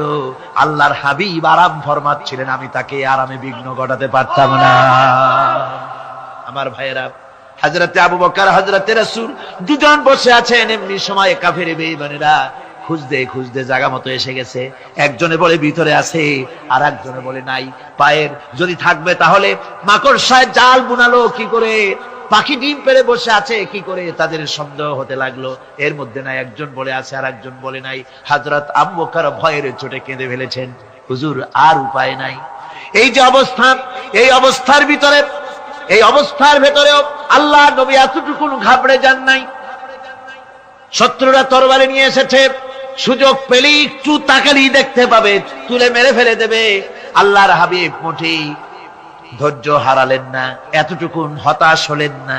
আল্লাহ পাকের হাবিব তার সাথীকে কি বললেন? তখন কোরআনে কারীম সূরা তাওবার মধ্যে আল্লাহ তা উদ্ধৃত করেছেন মুমিনদের জন্য, ইযহুমা ফিল গার ইয ইয়াকুলু লিসাহিবিহি লা তাহজান ইন্নাল্লাহা মা'ানা। ও আমার সাথী, ও বন্ধু, ভয় করো না, চিন্তা করো না, আমরা মাইনরিটি নই, আমরাই মেজরিটি। তার কারণ আল্লাহ আমাদের সাথে আছেন। সুবহানাল্লাহ। রাসূলুল্লাহ সাল্লাল্লাহু আলাইহি ওয়াসাল্লাম অত্যন্ত সাদাসিধে জীবন যাপন করতেন। হিজরত করে মদিনায় গিয়ে ইসলামী রাষ্ট্র কায়েম করার পরও তার দায়িত্বটা কাটেনি। হাদিসে এসেছে সে কথা। হযরত আবু হুরায়রা রাদিয়াল্লাহু তাআলা আনহু বলেন, আমি রাসূলুল্লাহর কাছে গেলাম, হুজুরকে গিয়ে সালাম করলাম। আল্লাহর নবী সালামের জবাব দিলেন, কিন্তু দেখতে পেলাম মুখ নড়ে, আওয়াজ বেরোলো না। কারণ কি? কাছে গিয়ে দেখি নবীজি ক্ষুধার যন্ত্রণায় কথা বলতেছেন, আওয়াজ বেরোতেছে না। এত ক্ষুধা লেগেছে আল্লাহর নবীর। 2-4 দিন চলে গেছে, খাবার নাই। রাসূলুল্লাহ সমস্ত গনিমতের মাল, যাকাত সদকার মালগুলি, খাদ্য দ্রব্যগুলি দুহাতে বিতরণ করেছেন। নিজের পেটে খাবার নাই, মানুষকে দিতেছেন। দিতে দিতে এশার নামাজ পড়ে নবীজি ঘরের মধ্যে প্রবেশ করে হযরত আয়েশা সিদ্দিকা রাদিয়াল্লাহু তাআলা আনহাকে ডেকে বলেন, আয়েশা রে, সারাদিন কষ্ট করেছি, দারুণ ক্ষুধা লেগেছে, তাড়াতাড়ি করে কিছু খাবার আমারে এনে দাও। হযরত আয়েশা হুজুরের ক্ষুধার্ত শ্রান্ত ক্লান্ত চেহারার দিকে তাকাইয়া হযরত আয়েশা কেঁদে ফেলেছেন। হযরত মা আয়েশা কাঁদেন আর বলেন, ইয়া রাসূলুল্লাহ, আল্লাহর নামের কসম করে বলি, আমি আয়েশার ঘরে কোনো পানি ছাড়া কোনো খাবার নাই।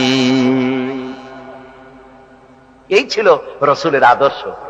হাদিস শরীফে এসেছে, আল্লাহর নবী বলেন, তোমরা যদি রাষ্ট্রীয় ক্ষমতায় যাও, বাড়ি না থাকলে সরকারি খরচ একটা বাড়ি নিতে পারো। তোমার যদি যানবাহন না থাকে, সরকারি খরচে যানবাহন নিতে পারো। ছেলে মেয়ের কাপড় চোপড়, লেখাপড়া, শিক্ষা চিকিৎসার জন্য যদি না থাকে, তাহলে তুমি সরকার থেকে নিতে পারো। কিন্তু এর থেকে এক চুল পরিমাণ যদি পাও বাড়াও, সরকারের মাল জনগণের মাল, এর থেকে প্রয়োজনের বাইরে যদি তুমি নিজের জন্য নিতে থাকো, কিয়ামতের দিন আল্লাহর দরবারে চোরের কাতারে তোমারে দাঁড়ানো লাগবে। দুনিয়ায় যত সম্মান পাও না কেন, কিয়ামতে আল্লাহর দরবারে কিসের কাতারে দাঁড়াবে? চোরের কাতারে দাঁড়াতে হবে। রাসূল পাক সাল্লাল্লাহু আলাইহি ওয়াসাল্লাম এমন এক সমাজ কায়েম করেছিলেন। আমার হতাশাগ্রস্ত ছাত্ররা যেসব ছাত্ররা সমাজতন্ত্র তোমরা করো, যারা সমাজতন্ত্র করতে হতাশাগ্রস্ত হয়েছে, এখন যাবো কোথায় বলে হতাশ হয়ে গিয়েছো তোমরা, আমরা তোমাদেরকে দাওয়াত দেই, কোরআনের মাহফিল থেকে দাওয়াত দেই, ফিরে আসো। হতাশ হওয়ার কোনো কারণ নাই। লেনিন মরার, ও মরে গেছে। কার্ল মার্কস মরার, মরে গেছে, পচে গেছে, গলে গেছে, দুনিয়া থেকে শেষ হয়ে গিয়েছে। আল্লাহ নবীর নেতৃত্ব, সূর্য যতদিন উঠবে আর ডুববে, নবীজির নেতৃত্ব শেষ হবে না। ওই নেতৃত্বে আসো, রাসূলের নেতৃত্ব মেনে নাও, কোরআনের শাসন মেনে নাও, তাহলেই শান্তি পাবে তোমরা।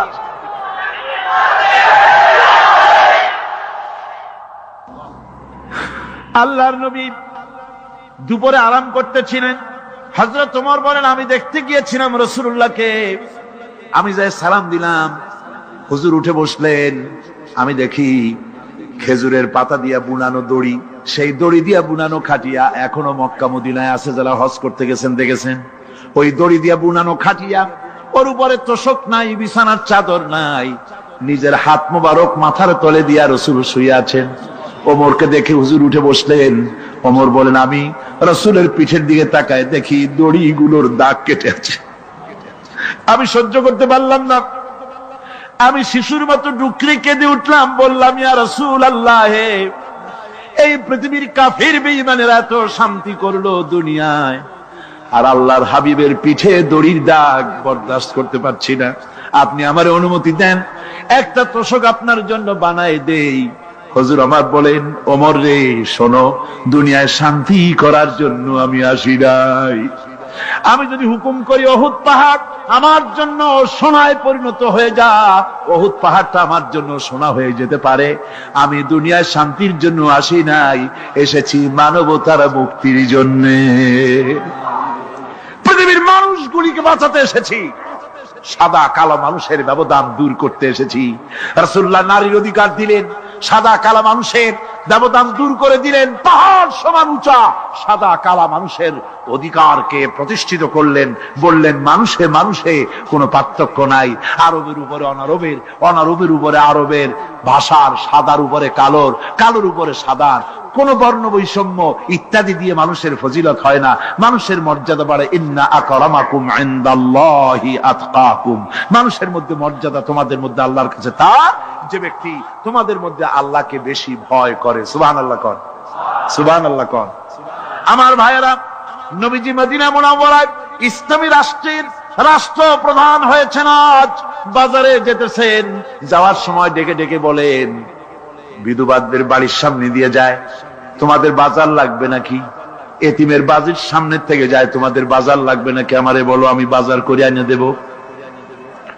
নিজের পেটে খাবার নাই, দুয়ারে দুয়ারে খাবার পৌঁছে গেছে, খাবারের অভাব নাই, মানুষ খাওয়া পেয়েছে, পড়া পেয়েছে, চুরি ডাকাতি বন্ধ হয়ে গেছে। হুজুর বলেন, খায়রুল কুরুনে কারনি, সর্বশ্রেষ্ঠ যুগ আমার যুগ। সুদ বন্ধ হয়ে গেল। রাসূলুল্লাহ বললেন, সুদ আর চলবে না, হারাম। সুদ বন্ধ হয়ে গেল। হুজুর ব্যাংক চালু করে দিলেন। ব্যাংকের নাম হলো বাইতুল মাল। কি নাম হলো? এই ব্যাংক যেদিন রাসূলুল্লাহ উদ্বোধন করেন, আল্লাহ নবী বাইতুল মাল ব্যাংক উদ্বোধনের দিনে যে বক্তৃতা করলেন, বুখারী